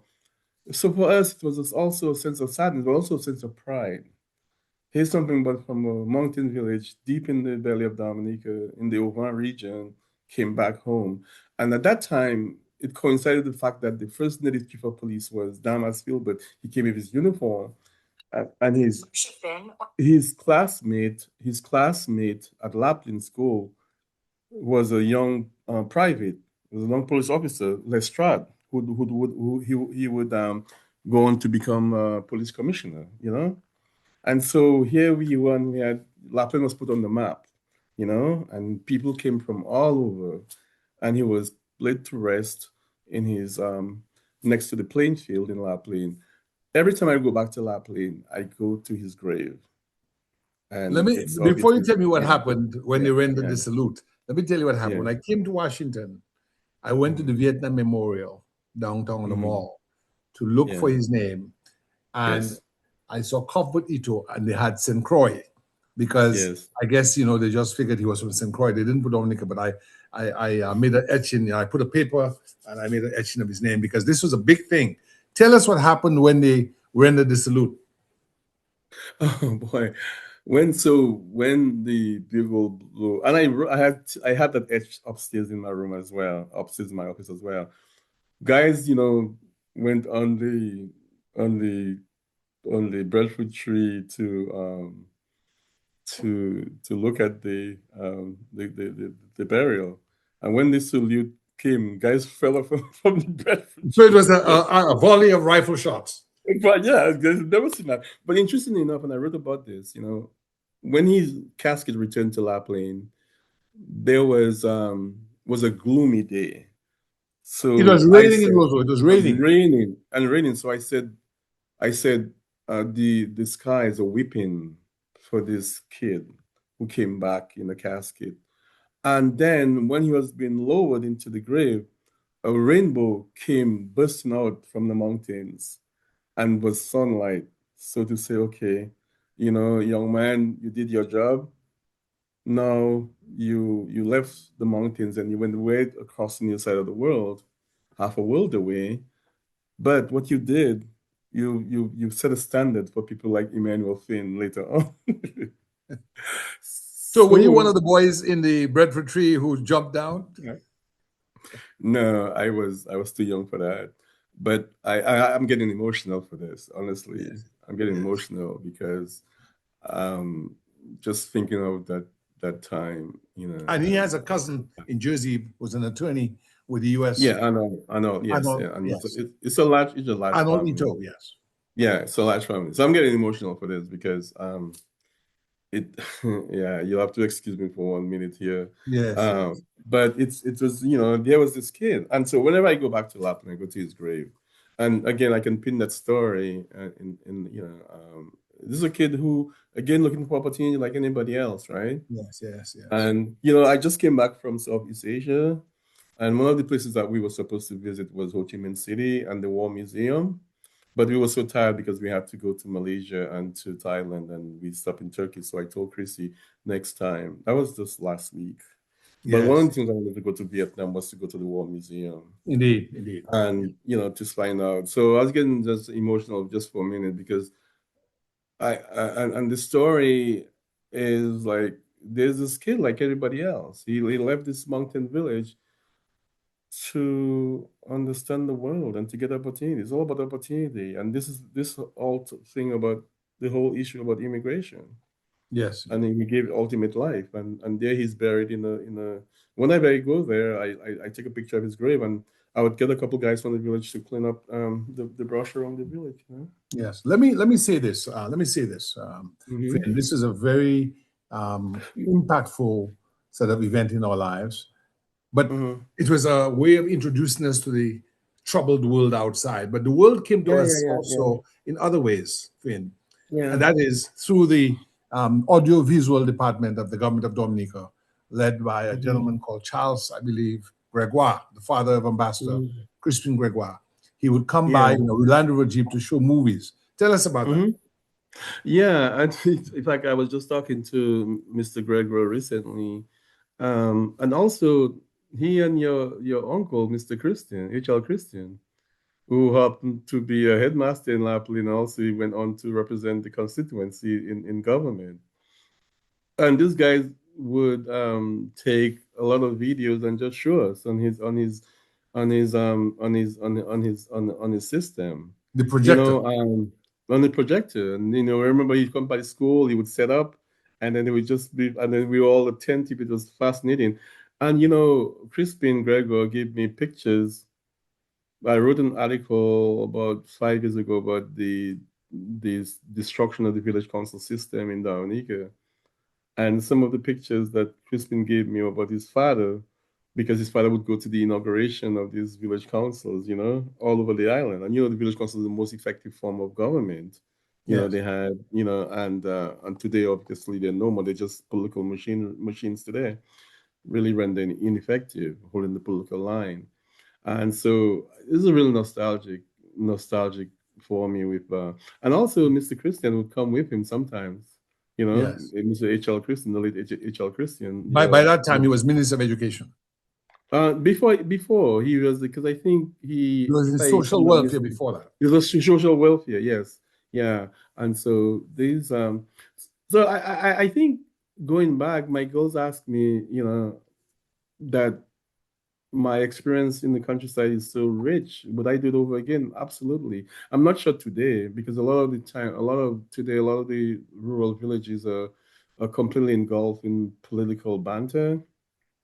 So I'm not sure if the experience of a kid growing up in Lapland today or anywhere else where politics is the order of the day, I would have the same experience that I Well, have. well, it wasn't just. It's not just political banter. The industry that we had in way of bananas and the systematic growth of a product for export and the money economy that grew from that is no more. Is that correct? It's no more. That's true because So tell us I about the think industry that you knew. so we people sold the bananas to the local shed. Then later on, the the banana boxing plant system came. So the banana boxing plant that served the southeast was at Rosalie. And for Rosalie, for those of you who don't know, Rosalie is really was a pivotal. It's really about maybe 8 miles from Lapland, 9 miles across the mountain. Um, but it's really just before you go to the most mountainous village in Dominica, Grand Fond, where Dr. Fontaine hails from. And Rosalie was the largest estate, which was owned by an Englishman. And then the tenants used to live on Rosalie Estate. But when Lynch came in, he kicked them out, and folks went to the Crown lands up in What's the his name? mountains. Lynch. Lynch, yeah. Folks went in the Crown lands in Granford. That's So why Lynch Granford was is another so. Englishman. It was Englishman. So Lynch, he kicked everybody out, the peasants, the farmhands, and so they had to go into the Crown lands in the mountains. That's why Granford is the most mountainous island. And for those who are listening, Village. crown lands mean public lands. That is not Public lands that's owned by the lands owned by the government, not assigned to any British family. Crown, by the British Crown, yeah. And then they always go to Rosalie, I mean to River Surrey, right next door, the hamlet of River Surrey. And so Rosalie was pivotal at that time because that's what the police station was in the 40s.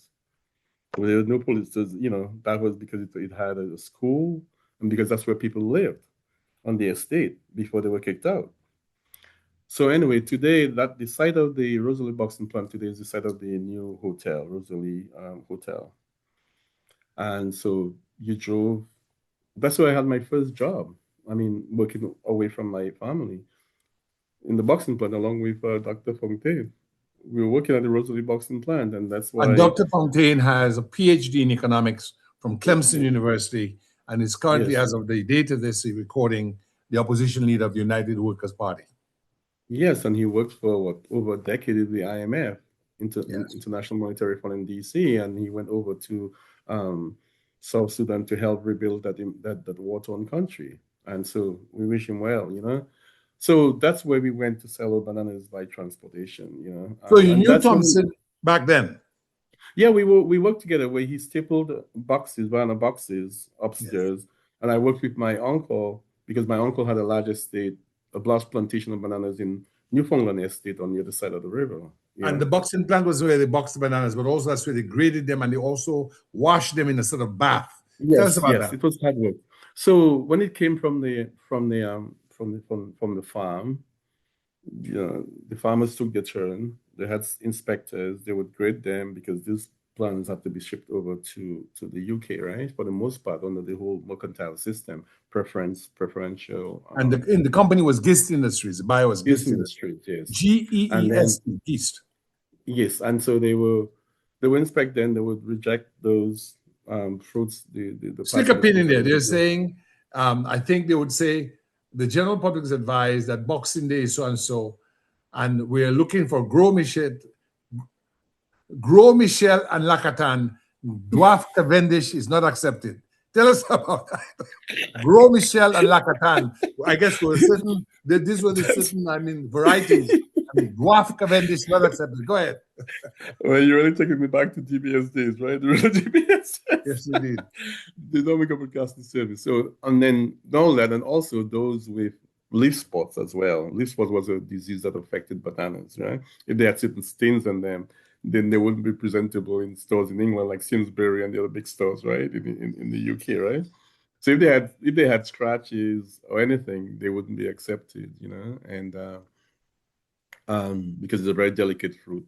And so they would be trimmed and boxed and then taken to Woodbridge Bay in Roseau, Foncolay, to be shipped on the ship, to be packed, to be carried on the ship, to be packed on the ship for that 14-day trip to the UK.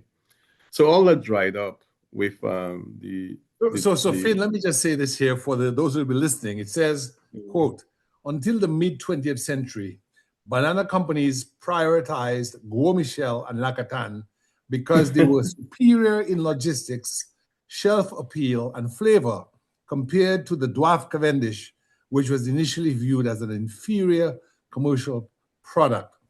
Physical durability. The Gros Michel had a thick, hardy skin that made it naturally resistant to bruising.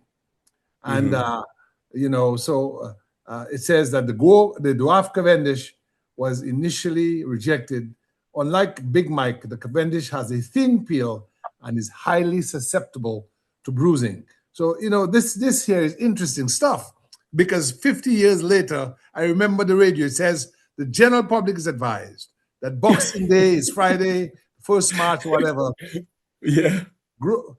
We're looking for Gros Michel and Lacatan. Dwarf Cavendish will not be accepted. So you would be packing, but they would also wash it in a wash. Tell us what that wash Yeah, was. they've been watching. So for my job was to, and I worked mostly in the summer, and I wrote about this already, the Banana Days back east. Um, with come down to the truck at 12 midnight, because that truck is packed to the brim, a three-ton British, old British Leyland truck, the open hood. And then it was hard work. It was really hard work. It wasn't for How the old are faint you of at that heart. time? I was in second form because I met Thompson was in second form because Thompson's from Grand Form. I was probably 13, 14, So yeah, the 13. child labor laws were not being enforced if they existed at all. It was. I don't know if that they appeared in our lexicon or not. Dominica had no, because of the history of slavery, we had no child labor laws. No, that My first no. job, Finn, was at 9 years old while I was at the Yeah. Global Junior High School working in the tobacco factory. And they never asked for ID because in those days we had no ID on Dominica. And my job was to peel the rejected cigarettes. If the cigarettes came out too long or too short, I had to take them and open them up with my little fingers and retrieve the tobacco to put it back in the hopper. I worked for 2 weeks. After 2 weeks, how much was I paid, Finn? Tell me. $10. No, $2. So when people talk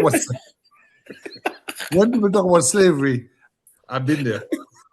Well, the other thing is that I'm glad that it didn't make a smoke out of you. That would be the more damaging thing, Yeah, I right? never, it's funny. I never smoked. I never thought of smoking. But my clothes would be smelling of tobacco. And after 2 weeks, my mother, it's the summer. My mother said, okay, I won't send you back. And then I went to work at a Lebanese grocery called Gabriel's Cash and Carry for George Yes. Gabriel as a bagger, But Yes. but now, so you pass the common entrance, you get to grammar school. Tell me how grammar school, appeared to you, to be in the big city. And in those days, we were the first class with the, girls that was co-educational, and we'd moved away from the British necktie to something called the shirt jack, which is The like a crest. guayabera, With a crest in it, right? with a crest on the pocket. Tell us, well, first it was a tie So strip. First it was a tie strip. They cut the tie, yes, put a strip, yeah, and in the third form you yeah, had the crest. Tell us about that. right. So I remember, that day I left Lapland on September 9th, 1972, at the back of a banner truck with my grandmother and my sister, and destination to the big city, the bright lights of Roseau, and the bright lights again, whichever way you want to define bright lights, and to Valley Road, and but really to the world, really, to the world, many decades later. I remember living at my cousin's home. I think it was in Kingsville or Greensville. I don't quite remember. And I remember the first day of class, and I remember well when I went a couple of days before I went on for my books and all that, and the fee for per semester was $9 and something. Okay, well that's a lot of money, A lot of you money in know. those days. Yeah, yeah. Yeah, that's a Because lot you of have three money. tiers. If you got a scholarship, you would get Mm, to attend school. Government would pay for you. They'll give you a mm. stipend and books. If you got a bursary, the government would pay for school, but you have to pay for your own books. You got no stipend. Yeah. If you got a So I think I pass, got a bus. you just an Yeah. entrance. You had to pay for your books. You got no Yeah, stipend. You have to pay I for your I think I think we fees. got books free because I got a bursary. I don't remember what it is, but I remember my grandmother paying the money. Of course, my parents came from England, so the money was readily available, right? My parents, we could learn to. My parents worked, and we had the foreign exchange, right? So we were rich like Gable, yeah, that kind of thing compared. Tell me, Fee, and who was your class teacher? So, that first day, I mean, I know my English teacher, Mrs. Schillingford. I don't know if she's still alive. I think her first name was Hazel Schillingford. Either I Hazel or don't know if Tony. she's, what's that? Hazel or Tony, I think. One or the other. I don't know if she's still alive, but my headmaster was Mr. J.K. Goff, He was a Scottish. physics teacher, Welshman from He England. was, but he became the Welshman, yeah. As a matter of fact, one of our schoolmates went to see him, Dr. Osborne Barron. He went to Yes. see him in Scotland a few years ago. Yeah, it was J.K. Goff. And then we had young teachers like Dr. Alwyn Bully. We had Cecilia like Green. science. Yeah, Cecilia Green. Yeah, we had young teachers. The science teacher was came from Aridy's son, Rosie's brother. Hartley Douglas. Atlee, who's a vet today in New He York. taught He's us general retired. science. Yeah, Joel Science. We had Do you remember when in the tech wing one morning, he put some chemical in a bucket and it exploded and he ran away and we all ran? Remember that? yes, yes, I remember. Yeah. So we had oh, you had Mr. Allington Revere, No, no, uh, Arlington James. Allison James, and Yes, then Tinom. we We called had him Tinom, Arlington James. yeah, and so, but I remember my very first class in grammar school. But were you I, in 1C? I was in one. one S was Mr. One, so there's Savran. one C was one Christian. That was a Christian. My brother Was was yeah, the yeah, yes, principal, the yes. teacher. I was there. Um, Well, there was one S, which is one Severin. That means the yes, teacher, several. Yes. Now, and there's one J. interestingly, One J was James. one Joseph. Now, Mr. Savran, he was from Lapland, and he was my mom's classmate at Lapland School, Hmm. right? And that's that's like Roy Ballison the uncle, right? Savran, right? And then he left, and Miss Mondesi came, and it became one SM, Savran Mondesi. You remember Hmm. Freddie Mondesi? And Freddie was yes, in my class. Freddie yeah, Mondesi yeah. was So in my class. Mondesi, they lived in the valley around Trafalgar area there. Yes. Yeah. But they So had a she came shop from they had a shop next to the Dominica dispensary in Rose Road. yeah. But they So may I have think she lived came somewhere from else. So I think she came from Canada or something, and then Hmm. so it was one SM. So that was my first class, and and of course my sports house was Skinner House. I was Benedict Joseph. Yeah, yeah, for the gentleman who started grammar school, BJ.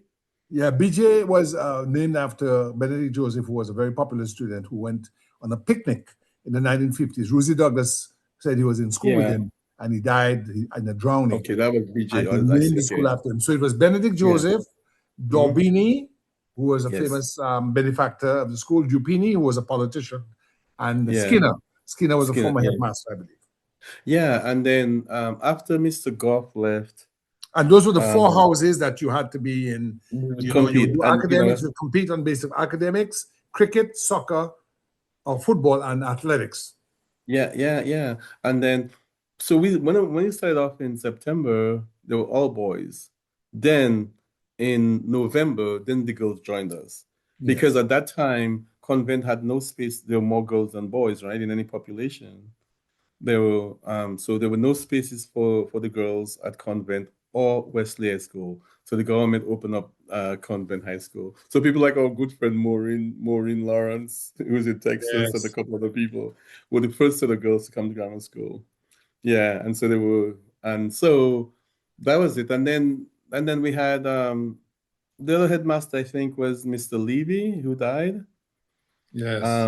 And then we had Mr. Alexander, who was married to my who died recently, who was married to my teacher in Lapland School, Esther Yes. Bruni. Yes, Yes. And in fact, we my had the high teacher is honor of interviewing her and Miss yeah, Alexander yeah, a couple of years ago. yeah, Thank God yeah, we got that yeah, interview done.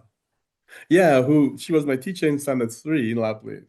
Esther Bruni in Lapland. Yes. Yes. And then we had after that we had I think Mr. Bully came in, right, as the headmaster or acting headmaster. Yes. Well, before, did you mention Levy? You mentioned Levy, right? Yeah, I did mention Mr. Levy. And Okay. very interesting, when I went to after I remember I told you I went to Central New York after I finished my residency here. I was in New York, and so I met a lady at a Black History February function, and she said to me, "Where are you from?" I said, "I'm from Dominica." She said, "There's a gentleman who's at Syracuse University. He goes to my church. He's doing a master's degree. I don't remember his name, but he's from Dominica, so I will give me a number. I will call you." I gave her a number. She called me a week later. She's like, "The man name is Alfred Levy." Amazing. Amazing. so I called him, like right away the next morning. I called him and I said, "Is this Mr. Alfred Levy?" He said, "Speaking." Like how we answered the telephone. I said, "Mr. Levy, that was your former schoolmate, I'm a student, Emmanuel, Finn." He said, he had to jog his memory, right? Yes, yes. So I said, "Give me your address." So he's living on the campus of Syracuse University. And I went to see him, and of course I had a cab. I did, and he was there just for a year and a half. And the winters in Syracuse are very, very harsh. So he and I became very good friends. And we in high school we feared Mr. Levy, right? We feared him Yeah. because it was very. I used to make sure I check on him. Go to the grocery store with him. Go to eat with him. And we That's became very nice of friends. you, Finn. Very nice of you. And then of Very course generous. he died recently. Yeah. So life has a way of telling the wrong. I didn't have a chance to interview him, but I interviewed his wife. She became the Uh-huh. first Dominican principal of the convent high school, Dorothy Levy. She went to the University Yeah, of yeah, yeah, Toronto. yeah, She taught me yeah. English literature in sixth form, but she became the Uh-huh. principal at the convent high school. Yeah, but interestingly enough, Mr. He got a master's in, I think, international relations from Syracuse, and he went back home to work. And his thesis, interesting, which I have a copy upstairs, was about the treatment of the diaspora folks in England when they come back to Dominica. Interesting. I, I'd like to get a copy of that, Finn. I have it upstairs. Like I gave his son Geoff Levy, so I have it upstairs. That was his thesis about the treatment or the role and the life of diaspora folks who went, the folks like my parents and your folks, Yes. who went to England to work after to rebuild England after it was destroyed by Yeah. Hitler's army. Yeah. Let the And record so I have reflect it that I'm upstairs. just coming back from, like, Finn's parents passed away in 17 and Yeah, 20. I just came back from the funeral of the last of our family members on my mother's yeah, side of the originals, Johnsons and yeah, Davies, who yeah, passed away in Nottingham in February of 2026. yeah. So that generation is going. Yeah, so that's gone. As a matter of fact, my sister was in England a couple of years ago, and she went to a party, a solution party, and she sent me. They had a little quiz at the party, the 75th anniversary of the Windrush celebrations thing of the funeral trip. Yeah, she went. So again, so I have that upstairs. I will get that for you, Gabriel. I'll give Yeah. you a copy. Thank you And so so it very was, much. and I remember when I dropped him off at the airport after he graduated. And wish him. And when I went home, and he really took care of me. We went to Fort Young, and really Yes. reminiscent. So Very life nice. goes Very along. nice family. Life Very goes nice on. family. Let me ask you Life a goes question. on. And by the way, he was the first, Alfred Levy was the first Dominican principal. I don't think he was appointed, and then McDonald Alexander, but he was the first Dominican we know to have graduated from an Indian university. He studied studied geography at the University of Delhi. And then Oh, Wells of, oh, brother, you're all from the teacher at grammar school, was the second hmm. graduate in veterinary medicine. But tell us Oh, about the interesting. friends that you made, the names of the people who you met in the grammar school, and tell us about the town and country dichotomy. So interesting. So when I went to grammar school, of course, there was at that time there was a really definition. You're either from town or you're from the country. Today I laugh at this, because when I look at Roseville, I'm like, I don't know which song you're talking about. But anyway, Understood. so- but you either were from town or from country, and In those that days, pretty people much. in town would look down on people from the country Yes, yes, and call yeah, them, yes. Ja'ova. That Contributing. means people from over Yes, the yeah, mountains, yeah, or yeah. country bookie. Yeah, so there was definitely that was the talk of the day. So you're either from town or you're from this country, and so there was an otherness about it. Your otherness from the country. But today, the people who really succeeded in Dominica, or even the diaspora, folks from this otherness thing. And so when I came, of course, the way you walk, the way you dress, um, and even the folks from the country were very careful, let's say, that you would fall prey to the scallywags or the good for nothing in Roseau, and then forget your mission. You'd be what they call a boussolari, which is a French word for, like, you're just a street guy, Yeah. among the nothing. But certainly, you stayed at somebody's home. Some folks stayed in the hostel, the school hostel. So let the My record reflect that the grammar school had its own hostel and kitchen. mhm. The matron was Casimir, and the orderly was Mr. Robinson. He Yes. he had a apartment below the hostel, and about 50 students lived upstairs in bunk Oh my beds. God. One of them being my co-author of many books, the now Canadian Justice Dr. Irvin Andre. Yeah, actually, I have a picture of it upstairs, Gabriel. Nobody's here to take it for me. I have a picture of grammar school with Mr. Robinson's old Cortina car right Yeah. there. I have a picture. It's upstairs in the Yes, office. yes. I don't know break the interview, and nobody's here to, And my wife you know. is Joan Robinson Christian. She's his Yeah, niece. yeah. So, Yes. so I have that picture right up, like, flash it there. Again, nostalgia, right? From whence we came from. And so the other thing is that, every other weekend in the first year in first form, because obviously you've lost your nest, you lost your setting. You're in the big city, you know you're scared, right? So you go home on the weekends, on Friday evenings, and you come along on Monday mornings. And I've written about that. And many times you'll be late on Monday mornings because coming from La Plaine in the far east, far southeast to Roseau was a trek because the roads were not that good, and you had those big fridge on lumbering.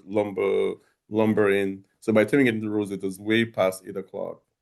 But that's time when, and then And school you was from 8 a.m. to 1 p.m. to one, which is unlike what you had from 9 to 12 in the countryside and from 1 to 3. And so and so you but as time went on, you took on, you made the transition, right? You got into cadet corps.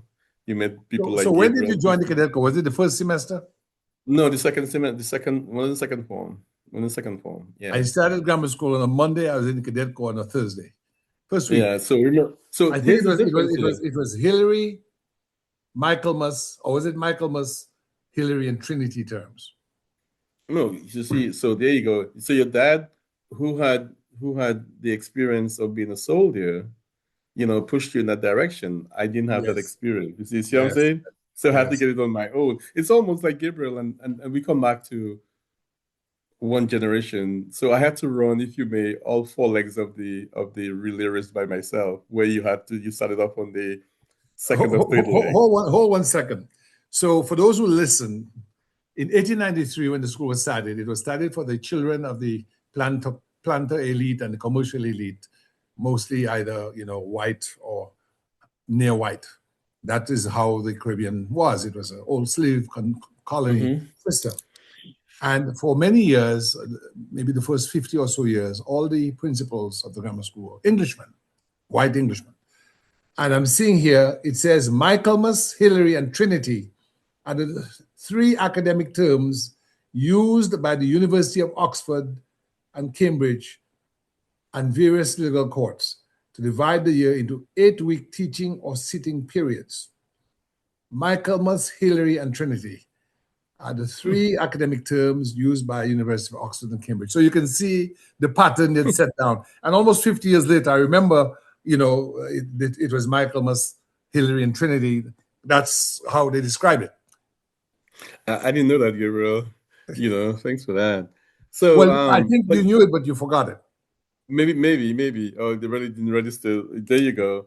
So, so you joined the cadet corps right after because your Because dad our was father no. had been in the British Army, Yeah, yes, for during the war. me, coming from the mountains, I had to go through another process, right? And so the analogy I was trying to make was, I had to run all four legs of the relay 100 by myself, right? Where you maybe had to run the only two legs because you had that your mom was an educator, your dad was a professional civil servant, that kind of thing. So you had, so this is where we talk about it's so important to give our kids that nurturing and that shepherding and that role model so that they can be ahead from where we started. You know what I mean? So but I rose to the rank of corporal, which is good. Which is And better that than I did. I never made, all I got was a half star after 4 years. I never made no, rank. but at that time promotions were so hard to come by though. Yes.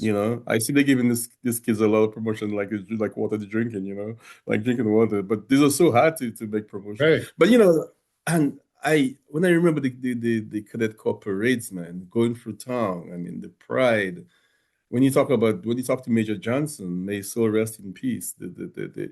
And you go into go in Londonderry camp. We had that Londonderry camp when these guys will say, okay, inspection at 4:30 in the morning. You have to make sure yeah. I just wish we have that. I mean, that is it. When you have to report to parade at 1500 hours in grammar school, court wrangle, and that's it. And if you are late, you have to give an explanation or fall out. And Oh my and God. they give you three rifles to hold in your hand and run around. Yes. And You then got to going to the police hold them station. like that and run around. I remember that and jog around and going to the And each police of those station rifles weigh about 8 pounds. Eh? and going to the police station for the rifles to go on the That is rifle the thing. range. That was the old World War II, World War The One. 303 rifles, The right? 303 Lee and Field of wood and steel. Yeah. And that time, and also we should mention, Gabriel, which you've done a lot of body of work on, that it was also a time where Dominica was going through a very, very difficult time.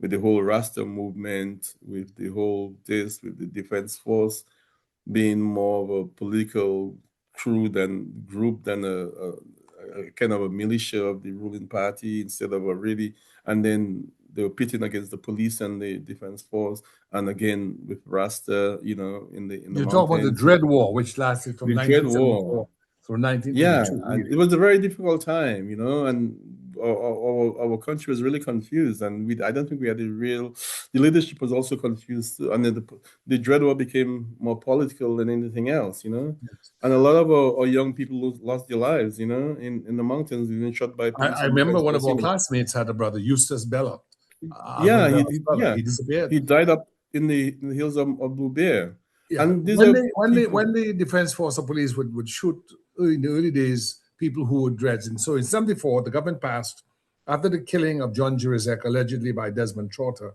the government passed the Prohibited and Undesirable Societies Act, aka The the dread. Dread Act, that made it Mm-hmm. illegal to wear any badge of a society that was prohibited, and the badge here was a hairdo, which is the dreadlocks, and it gave any citizen the right to take the life of a dread on private or public property without any civil or criminal liability, and that they could be arrested and held incommunicado for this 72 hours or more. And so it's Mm-hmm. very draconian. And we are part of the military at that time because the Cadet Corps was trained by the Defense Force. The Yeah. commandant of the Cadet Corps was also the commandant at one point of the Defense Force. He had helped revive the Defense Force. So the relationship was very, very close. In fact, I remember trainers as Sergeant George, Sergeant Blaise, Sergeant Major Dyer, and Sergeant Major Ashton Benjamin. Ashton Benjamin Yeah. perished in the Mm-hmm. coup attempt of 1981 after the Defense Force had been Yeah. disbanded. And we, would march in parades with the Defense Force and the police. And so it was for us, we were in between because we were students. We were not Yeah. policemen, we were not soldiers, but we were soldiers in a way because the Cadet Corps was a military organization in the school. And it was made up primarily in Roseau of the St. Mary's Academy and the Grammar School. Grammar School Cadet Corps started in 1910. St. Mary's Academy started in 1966. And later in 1971, Major Johnson started a unit at the Londonderry Youth Camp. The St. Mary's Academy Yeah. insignia was the cross, of the Catholic Church, yellow on blue. The grammar school was the crest, was the shining, the radiant sun with in gold letters, Dominica Grammar School on brown, and then the Londonderry was burgundy with a rooster. Yes, I Londonderry remember that quite rooster. clearly. And Yes. as you were outlining this, I just remember National Day when we were parading, man. You had the Downka contingent, you had the SMA contingent, and then you had the Londonderry contingent. Those things Yeah. are etched in my memory, Oh, etched in yes. my I mean, mind. the Cadet Corps in those days was an elite organization. Many of the major leaders in the country, like H.L. Christian, and people like Julian Johnson, and a lot of people like Earl Johnson himself, were former cadets. So the Cadet Corps had a very elite profile. When you're a Was cadet, Charles Savron was the cadet? I believe he was. Yeah, And yeah. what Even would, Rosie Douglas, right? I'm sorry? Rosie Douglas was Lucy a cadet as Douglas, well. Mike Douglas, all of them were cadets. Edison James, Yeah, all these yeah, people were cadets. And the yeah, kids of my era, when I was a child, before grammar school, we would follow the parade all around town. And yeah. that's why, as soon as I got into grammar school. But tell us the names of some of the cadets you remember and some of your fellow students that you remember. So we have Gabriel Christian, of course. If I the powerful attorney in Washington D.C. Yours truly there. We had people like John Fingal, whose parents owned a business sewing machine in Roseau. Yeah, his You father was had the agent of Singer Sewing Machine. yes, singing machine, and you had his brother Michael Fingal who passed away. Yeah, Michael Finger, Um, let the record reflect, was a corporal, I believe. He was older than John. no, And he was he a became a sergeant. He mate. was a sergeant. He's He a was sergeant, a yeah. sergeant. Yeah. And he became a major in the US Air Force before he passed away. Yeah, and then you had it was like was Irvin Watty? Is he still on the island? I Major believe Sergeant so. Major Irvin Irvin Wati Watty. was a company sergeant major, I think. Yeah, And and there then was you had Francis Richards. I have a picture up in my office. Actually, I was going to this interview upstairs, where a picture. I think I shared it with you. I think of a parade after 1977, where you Okay. had the commanders. We had Captain Lester Dorset from Marigot, grammar school teacher. You had Edmund Robinson.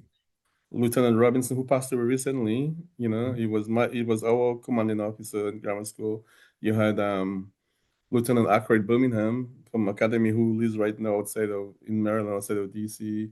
You had some Major John. Then you had Lieutenant Richards, the band corps Yes. commander, yeah, Francis Richard, and you had, of course, Major Johnson. And you had people like, Oh, I know what you're talking about. That's a famous portrait where we yes, are in front of the hostelry and so on. yes. And, It's and, upstairs in my and office. I have Yeah. my bugle cord cutting across my Yes, chest. sir. Yes, And sir. I'm Yes, right sir. behind Francis Richards. Yes, sir. And I have it upstairs. I'm sorry, there's nobody here to pick up to stop Yes. me. I'll go show it to you. And then we had people like even like in fact, the gentleman who is our ambassador in Washington here, Steve Farrell, is in Yes. that picture. Steve Farrell from Pay Bush up there from up Yes. the Pacific, the Atlantic northwest. Yeah, no, yeah, on the northeast Atlantic. Yeah, Mhm. Steve Farrell is there. You had people like Melo Pascal. Mhm. You had Kelvin Estrada, my Lapland thing. You had just about everybody. But at school, we had close friends like Bobby Shaw. Yes. We had Michael Pascal, who today is a businessman owning a 4 We Bread. Mhm. We had Albert Panman Bellot, who is in South Africa now, Peace Corps, Yes. in the Peace He's Corps. in Pretoria. You had Tony Charles, who retired as a sergeant major or sergeant staff sergeant Toronto Police Force. And I think he's now Um, a Canadian magistrate, actually. yeah, you had so many people that were classmates. You had Freddie So, Mondesi, oh, who Freddie, is a yes, construction engineer in Canada. We had Mark Frampton, who is an architect in Martinique and the general counsel of yes, Dominica and Martinique, or the uh-huh. consul general, I'm sorry, from Dominica and Martinique. We had Peter and Michael Garraway, who used to have these model planes there, the Garraway family. They later went to Bahamas. You had Linton Scotland, Yes, who I spoke to this week. Yes, who retired as a corporate. chemical A engineer, corp- corporate executive, yeah, chemical he engineer. went to. Yes. I spoke to him on Thursday. You had Irving Pascal, who was born in England and came back, was a Yes, executive yes, in South yes, yes, and Africa. he lives in South Africa right now. Yeah, Um, Victor Burton. You had Victor Burton. yeah, who lives in the Pacific Northwest in Yes, yes, Washington yes. You had State. Frankie, I think Frankie Tong. You had Frankie Tong. Who's a pilot today, right?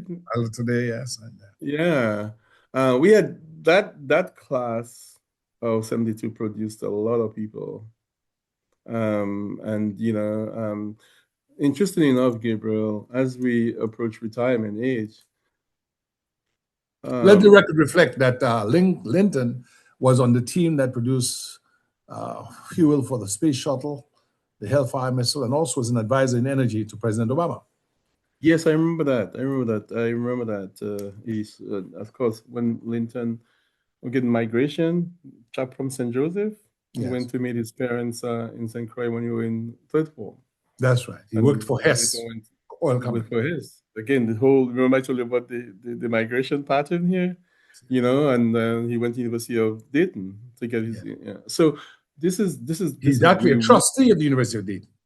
yeah, and later on. So we have to understand that we need to provide opportunity for our children, for our students, um, and many other folks that I have in my directory. And today, I just like to say something though, Gabriel. I don't know how you're gonna receive that. Um, as we approach retirement age, the role that we like to play in the continued development of Dominica, that is critical. We have so much talent out there. We have so much brain power out Well, why there. don't you speak to what you know that we've tried to do in way of the Dominica Academy Um, organizations like that? yeah, The Dominica Association before that. Talk to that. Gabriel, you worked tirelessly. You've given so much time and effort and resources, your own resources. Dominica has never left you, no matter how much the degree of strides you've made in North America.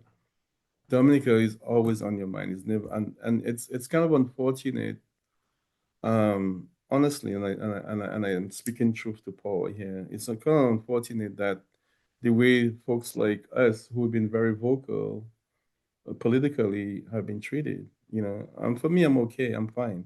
When I need a place to hide, I go back to Lapland. I'm okay. My kids are okay.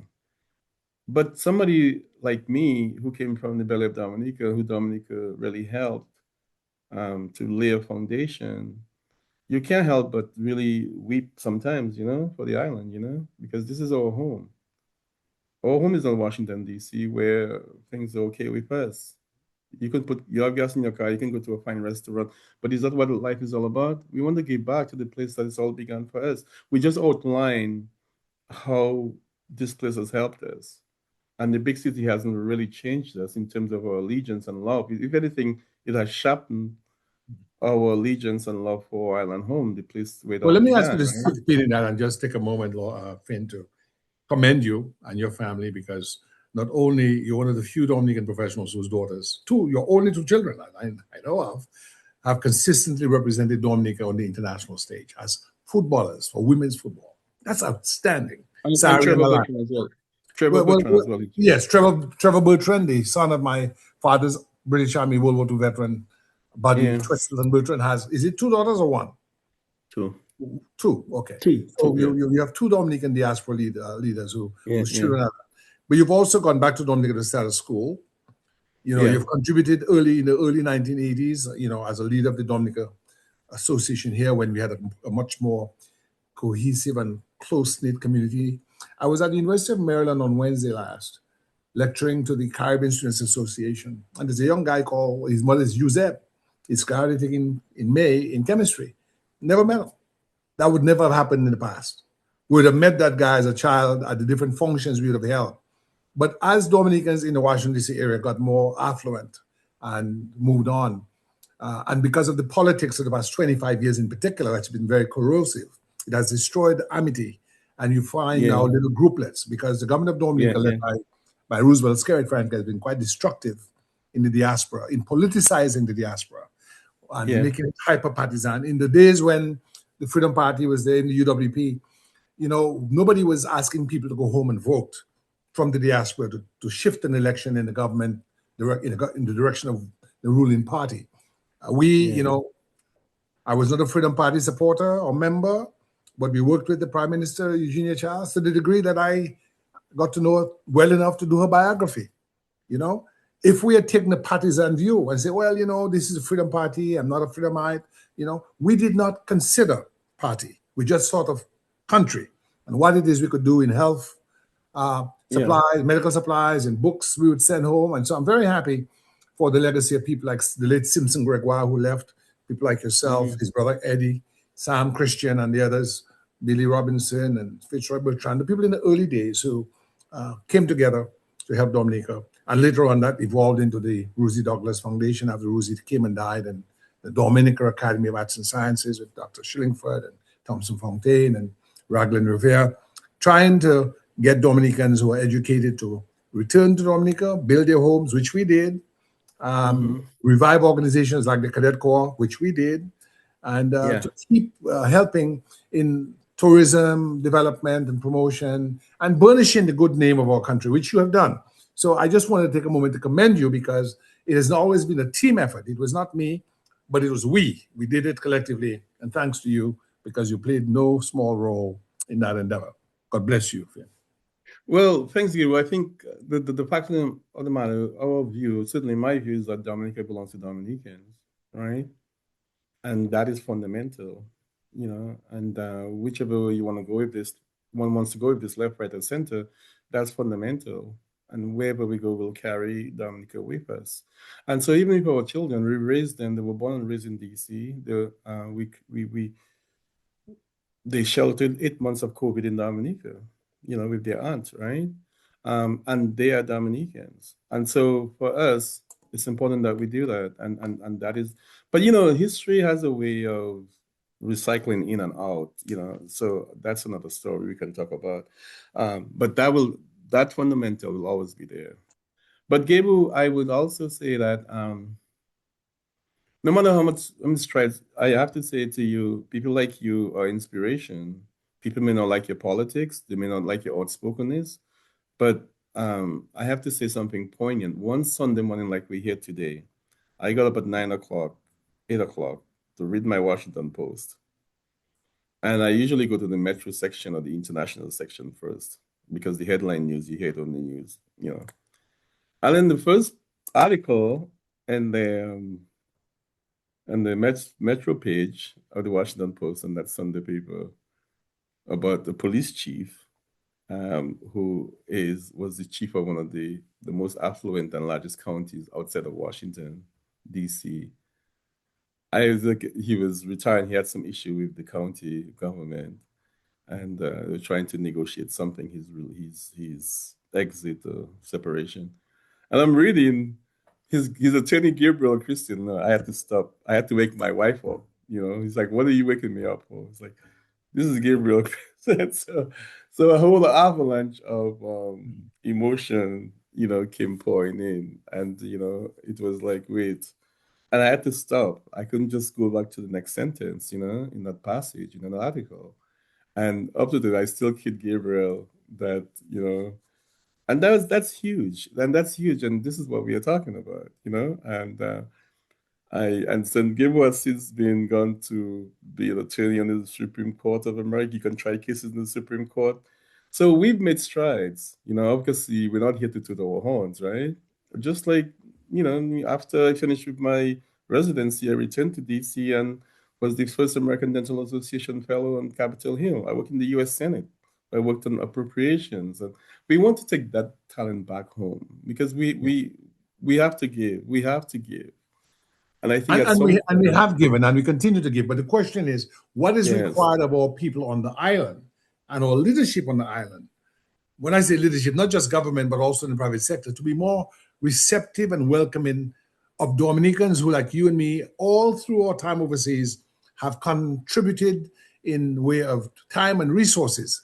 And the remittances, you see, which is that hidden economy, okay, that has kept Dominica afloat. What is their duty? What is their responsibility to make that partnership work? well, that's a simple question for me, simple answer for me. That's a simple answer for me. I'm not sure if it's simple answer for anyone else, certainly for the leadership at home, certainly for the political leadership as well. Because I believe leadership drives everything, you know, leadership drives everything. Um, that is fact. No matter what system of government you have, leadership drives everything. So, Gabriel, it's not for me and you to second guess this. That's not our role. Our role is continue to love Dominica, as the cliche says, love captures it all, and to give and contribute wherever you can, because we cannot separate that. I can't take you up from Dominica. You can't take me up from Dominica. We may be physically living abroad, more than 2,000 nautical miles away from our shores, but that is, at the larger scheme of things, that's kind of, I don't know, that's kind of inconsequential as far as how we view Dominica. Yes, we are disappointed, but I think life is cyclical and life goes in and out. But in closing, Gabe, I don't know if you want to say anything. I just want to say that Well, let's we have a few more things I want to touch on. I know we kind of okay, jumped around a okay. little bit. Yeah. So you're married to Chrissy. You've not only done well. In fact, right now you're the director of dental services for that same Mm-hmm. affluent and major county called Prince George's County, Maryland, where I live Mm-hmm. and where you work. And we've had the high honor visits in your surgery, taking care Mm-hmm. of the dental care of the citizens of this county. Is that correct? That's correct. Yes. Mm-hmm. Indeed. So that's a Yeah. high, I mean, to be the director of dental services for the wealthiest African American community in the country is no small feat, rather. I want to also say that you and your wife are business owners on Capitol Hill and on Georgia Avenue, in that you have a ed- early childhood education and daycare center. Am I correct? And Yeah. it's one of the most eminent and well Yeah. We regarded have actually. Yeah. We have three daycare centers. Yeah. three Yeah. centers. And so, Mm-hmm. as a person of African descent, African American descent, it's really a tribute to your tenacity, your intelligence, and your wife's entrepreneurship. She comes from an entrepreneurial family. To have Yes, indeed. to have really, raised the bar and kept the bar high. So I want to give Hmm. commendation because it's those sorts of exemplary manifestations of leadership that can really inspire young people. What would you say to a young Dominican boy and girl or a young African American boy and girl in way of the value engineering that would aid their success? So number one, it's not gonna be easy. Okay, number one. So it's no ice cream. I think you have to work for it. You have to stay at it, and then you have to have partnership. You have to surround yourself with people who think alike and people who are going to encourage you. And then you have to do it Stick a very, pin very in there. Listen to consistently. what you just said. You have to Yeah, stick around with people yeah, who think alike. And when you say like, I mean positive, and yes, who are going to encourage you. Speak to that. yes, yeah. So if you hang out with four broke guys, and that guy is gonna be broke is it's you. If you can hang out with four people who are gonna be partying all the time, the next person who's gonna be partying is you. But tell me what you're gonna get 10 years from now when you're much 10 years older. Likewise, if you're gonna be pushing ahead in endeavor, you want people around you who are going to be there for you when the chips are down. Not necessarily financially. Sometimes you just need a reach out, a check in. Okay. Just like you And I did for think me when you introduced me to Barbara Patterson at yeah, BDC. yeah. And also you have to also network and sort of people who can help you as well. That's what life is all about. Too often we have friends that are really not checking in with us, not just there for the good times and not when the chips are down. And I tell our girls, we tell our girls this all the time: have fun, but surround yourself with people who are going to help you, who you're going to help, who are going to elevate you. That's what it's about. And network and speak properly, speak candidly, have faith. I'm not saying you have to be a religious, a biblical scholar, but have faith that there is a supreme being. I think oftentimes that's so fantasized. And then you go for it, and choose your partners wisely, who you hang out with, who you decide to have a relationship with. I think this is critical, and we try to tell our kids this all the time, you know. And also never forget where you came from, no matter how humble they are, and don't compare yourself with others. You could, because like the poem Desiderata said, you can become vain and bitter. But you have a right to be here, and you have a right to succeed. Most some of the most successful people came from very humble beginnings, and be moral and treat people right, and be respectful. We can agree to disagree. We can even cut away from each other for a year or two, but life is short. So, as you talk about Chrissy, my wife, I want to give, she's been such a rock in our household, not only from the business aspect, but also Let's bridging the talk about gap. networking and being kind. So it's Hmm. 25 years or plus ago. I'm dropping off my then girlfriend, Joan, to event for nurses. And there's a young lady who doesn't look like she knows where she's going. And again, I just approach her because that's what I do whenever I see a black person or person, black or white in need. I make myself available. And I said, is there anything I can do to help? And she said she's trying to find this place. And I heard her accent, and I said, where are you from? She said, Dominica. And I knew her mother, so I met Chrissy before I think you met her. Yes.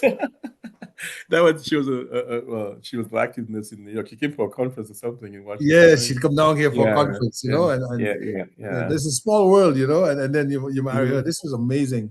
And she's a Yeah, yeah. fantastic woman, very strong, very bright, and you made very good Indeed, children. indeed, Alana indeed, and indeed. Saria are the best ambassadors for Dominica, they're highly Yeah. educated, but they're also very well mannered and very respectful. That's important. You see, a lot of times people think it's about academics. Academics is very important, right? But you also have to be well mannered and respectful. Yes, sir. No, sir. Yes, ma'am. No, ma'am. Tell us about how the cadet corps helped you in that regard. So, one of the things, and this may sound old fashioned, but it's not. if you don't respect me, then I cannot deal with you. I may have to deal with you because you're the security guard in the line, movie line that I have to go through, or you're gonna kick me out of the line. But that's temporary respect. Um, we what we try to do with our children is tell them, you don't know who is who. Everybody's part of something. You don't have to be their friend, but you have to be respectful to them. You don't have to hang around them. You don't have to break bread with them. You have to be respectful. So we try to foster that, and we try to tell them that compete with themselves, not with other people, and understand different differences in cultures. Understand that you may not like this person's politics, but that's fine. You don't have to be their friend, but you have to. They may not owe you respect, but you owe them respect. And so we try to foster this. That's what we try to foster. And I think for by and large we've succeeded in some way, shape or form. Thank you. As someone who came through the time of civil rights and black Hmm. consciousness, and James Brown, who said "Say it loud, I'm black and I'm proud," and who made a life for himself in the United States. How important is Caribbean unity and African unity, and our contributions to those islands we came from, also to the continent of our ancestry at this time? So even more, it's critically important, even more so today, one may ask, given the state of affairs in Africa, um, and certainly in the Caribbean as well. I mean, there's some bright spots in Africa, like with Captain Torre in Burkina Faso, saying that we're Africans and we have to take responsibility. But I think the unity thing, which is lacking, I just told you about growing up in La Plaine and I've told you some of the interactions I have here in North America, in the United States, and I think we are lacking that. And once that's go, I think we one can say we may be in trouble, or at least we certain the trajectory is heading in the wrong direction. And so once we very suspicious of each other in terms of how we communicate, I think that's where we are. Um, that's where we're not gonna be overcoming a lot of things, because sometimes we are our worst enemies, huh? Yes. And So you're saying, I'm yeah. sorry. No, I have to say that the whole thing of the politics, I think it's important that you and I touch on it, because we grew up in the shadow of the civil rights, in the shadow of Trade Act and all that. And we also grew up with our society was still very much intact. And I think with the politics of it all, it has gone to another level. Now we must underline the fact that in politics, there are no permanent friends or permanent interests, or just permanent interests. No permanent friends, and these friendships No, are no very permanent friends, no permanent enemies, just permanent interests. That was auto just upon permanent. mismatch. Yeah. And so I think, and it looms large in small societies like ours. And I think, and those relationships are a big thing. If you go back to people who have been successful, they'll tell you about relationships, but they have to be fundamental relationships, not relationships of convenience. And I think so. In that light, I think it's so critical, and I think we're seeing the ills of that in our being in the Caribbean, and certainly in the larger Africa, and certainly we cannot speak for North America because we let the North Americans speak for themselves. You know what I mean? But yeah. Well, we live in the United States, and without getting into details, it's the 26th of April 2026. You've got the war in Iran, the blockade of the Strait of Hormuz. And would you say that the society is settled? Oh no, it's a very troubled society today. Certainly, the politics is troubled. Um, as you see, I don't know what it's a very troubled society. But somehow we have to navigate through this the best we can without getting deeply embroiled in it. Um, but we're aware that whatever happens affects us, affects our children, affects our businesses big time. So we are not immune to it. We cannot pretend that it's their story. It's our story too, It's because our this is story. where you drive to work every day. I drive to work every day. I went to a thing last night, a discussion at the National Museum of African American History and Culture. and the topic was AI and AI, artificial intelligence, and faith. And that was very, very interesting. I wish I knew before it so I could send invitation to you. Was and some people said, this is Jim Crow or Jim Code. Well, The Jim Crow, where you had systematic racism against people like look like me and you, or today, Jim Code, where all the algorithms say that when you appear in the hospital, you're sicker because you're black, you're certain yeah. hue, certain ethnic, or the police stop you because you're more likely to commit a crime without knowing who you are. You're an attorney or I'm a Stick dentist. a pin in that. There's actually a gentleman called OG. I can't get his name now, but he started the Latima AI project. I just spoke with him not long ago, and he is of the view that unless we can get into the stream of creating our own AI infrastructure and ecosystem, we risk being relegated to sort of a new slavery. Because what's happening is that the super rich oligarchs that run this country, they are developing AI in a way to create a permanent oligarchy and a permanent slave class in this country that will lead to some sort of revolution here. I can see it coming. In fact, it's already unfolding. And all that you see in Iran and the chaos that you see in the United States is reflective of that. And a lot of American people are waking up to it. And, we therefore have to encourage our young people to stay in school, to study, in particular, the STEM sciences, science, technology, engineering, mathematics, because in the 21st century rather, those are the key areas. Not to say art and those things aren't important. They are, because that's what humanizes us. But we also need to be possessed of a spiritual center, because if we are bereft of a spiritual center to guide technology, technology can be used against humanity. You see, Oppenheimer was, for instance, the scientific director of the Manhattan Project, but he was very, very, very skeptical about the use of the atomic bomb because he felt that he was part of a process that was inherently evil. And shortly after the war, I'm not sure you're familiar with that, they took his security clearance away because they said he was a communist. Yes. And Yeah. he loved the Caribbean. Now, many people don't know his Caribbean story. He loved the Caribbean and had land in St. John. And when he died, he gave the land to the people of St. John, and he asked that his ashes be scattered off the beach of St. John. I didn't know that until recently reading his biography. So Robert Oppenheimer was a scientist, but he was a scientist with a moral code. So I think we have to always, at all times, no matter how wealthy we might become or how powerful we might become, to retain our humanity, our sense of grace and kindness, which is the ultimate redeeming factor that will allow us to survive as a species. Yeah, Gabriel issued that show last night. So there you go. It's Jim Crow or Jim Code. That's the whole thing. Jim Crow or Jim Code, Code, CODE. Or Jim Code. Yeah. So the Jim Crow of the 60 years ago, where all these anti black laws were enacted, and today Jim Code. Yeah. So this is the basis of the discussion last night, and so you either do AI, artificial intelligence, or AI, ancestral intelligence, or you go back to the whole base of faith and all that. So I think, and so we even though we cannot ignore that, we cannot ignore what's happening in this country. Yeah, we can't, because our kids are here, and and we are here, and that's where we make our living, and that's where we rest our heads. Indeed, indeed.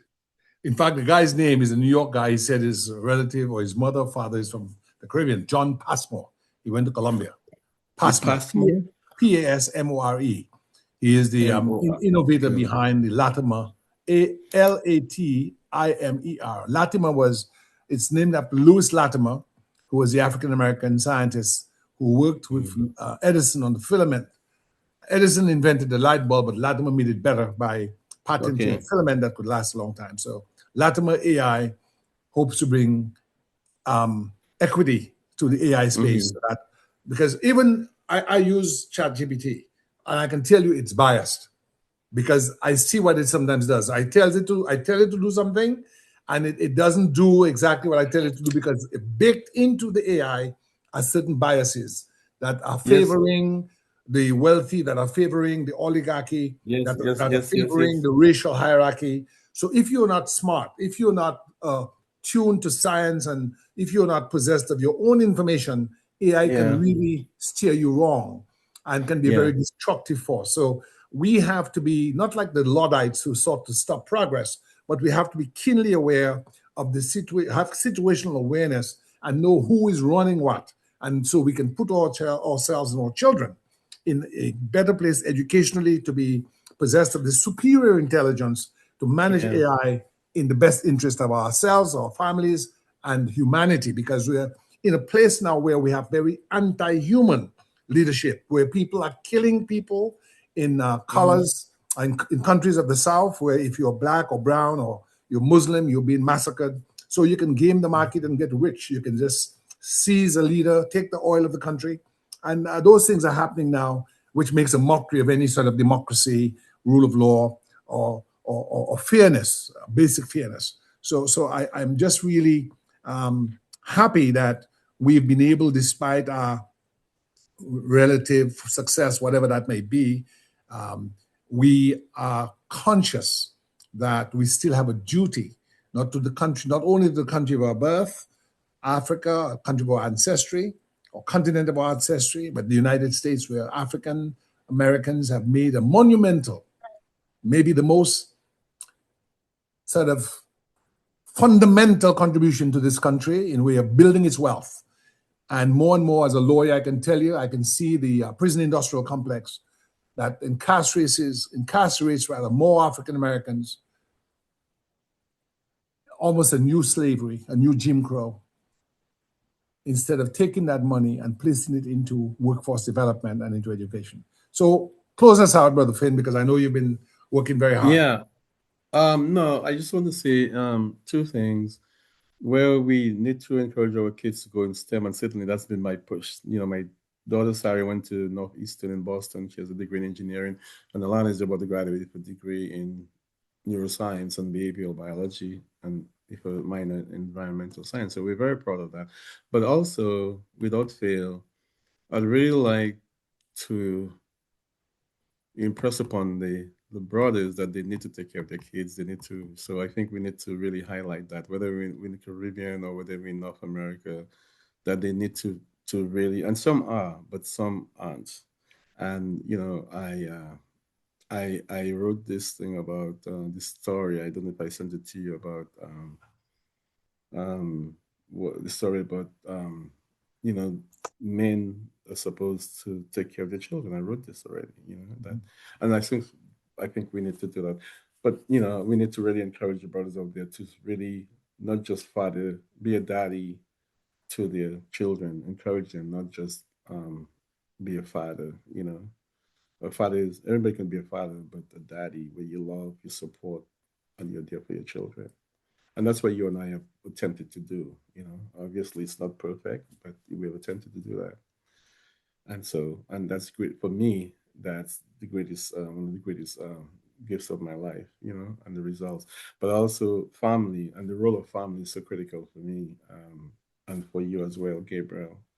And family. The definition of family sometimes is relative, but for me, my wife and my kids are really the center of my life. Really, that's really, and I love and care about them dearly.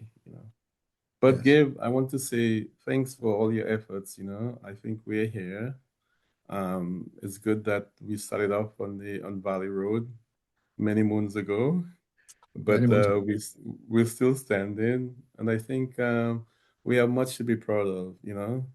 And not only that, Gabriel, not only I know you, I know the family. Your mom said goodbye, recently. But I also know you deeply clear about your family, your siblings. I know that for sure. And you and I have talked about that privately. And I think people might hear Gabriel as that, guy who's passionate about Dominica, and he is. But that's because of his passion. He's passionate about Dominica. Some people may not like it, but history has a way of recording things, huh? And so when history has a way of recording things, and you may not like something now, but 40 years later, 20 years later, history will build all of us out. So thanks again, my brother. Appreciate that. Thank you so much. Thanks for the Thank you time. so much. And I just want to say that many years ago, when I didn't have a car, and you were one of the first Dominican students in DC to have a car, when we all used the Metro bus, you were so kind as to take me to a date at the Naval Academy. And the naval midshipman or midshipwoman was Randy Bush from Nevada. Oh man, how clearly I remember. I was Yes, driving the future attorney and his date. It was something. Anyway, those are memories, those are memories. Life memories. is memories. Thank you so So much. we're better off for that trip to Annapolis. That's right. I'll also say one more thing before I let Finn go.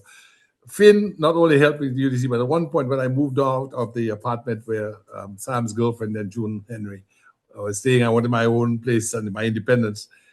He facilitated a rooming house, a 3-story brownstone, a little dilapidated, but that was what I could afford. It was Mr. Martin. Mr. Martin, who since passed away, yeah? Yes, Mr. Martin, God bless him. He said $100 a month. I said, "Oh, Mr. Martin, things are tight. Can you do it for 50?" And I would be the janitor, and he said, "Okay, And then I was supposed to clean, the kitchen and so on. And then after a while, but I'm holding down 7 courses. I'm working, and I'm trying to make the rent, And then I think one time he came back and he said, "Christian, I saw some trash there. You're not doing your job as a janitor well enough. Go back to $100." So anyway, those were the days, and thank you, Finn, Yeah. for your friendship, your brotherhood, Oh, your these were camaraderie. early days, right? Early Those were days, the right? days. Early Yes, sir. days. And I hope that young people listening to this can be inspired that it's not where you come from, but where you end up, and that Indeed. faith, because I know you're prayerful, I'm prayerful, and disciplined effort and studious effort. You have to be studied, you have to read, you have to be respectful, you have to be grateful to your mentors, and grateful for what God has given you, and to be sharing of what you have with others. I think those things will help give us a good life. Yeah. Indeed. Well, thanks again, Gabe. I couldn't think of spending my Sunday morning. Now Chris is gone. Actually, Chris is gone to Dominica because it's her mom's 85th birthday next week. And so she's gone to, at least, the mom is in the winter of her life right now. Yes, And we pray for Miss Saint-Hilaire. We had the Yes, honor of yes. having you and Christian girls and Ma Saint-Hilaire right here at this table. Yeah. Yes, So time marches on, and we have to be mindful of that. Again, yes. thank you, God bless Gabriel. you. God bless All you. right, Thank you my very much. brother. Bye-bye. Yes, sir. Bye-bye.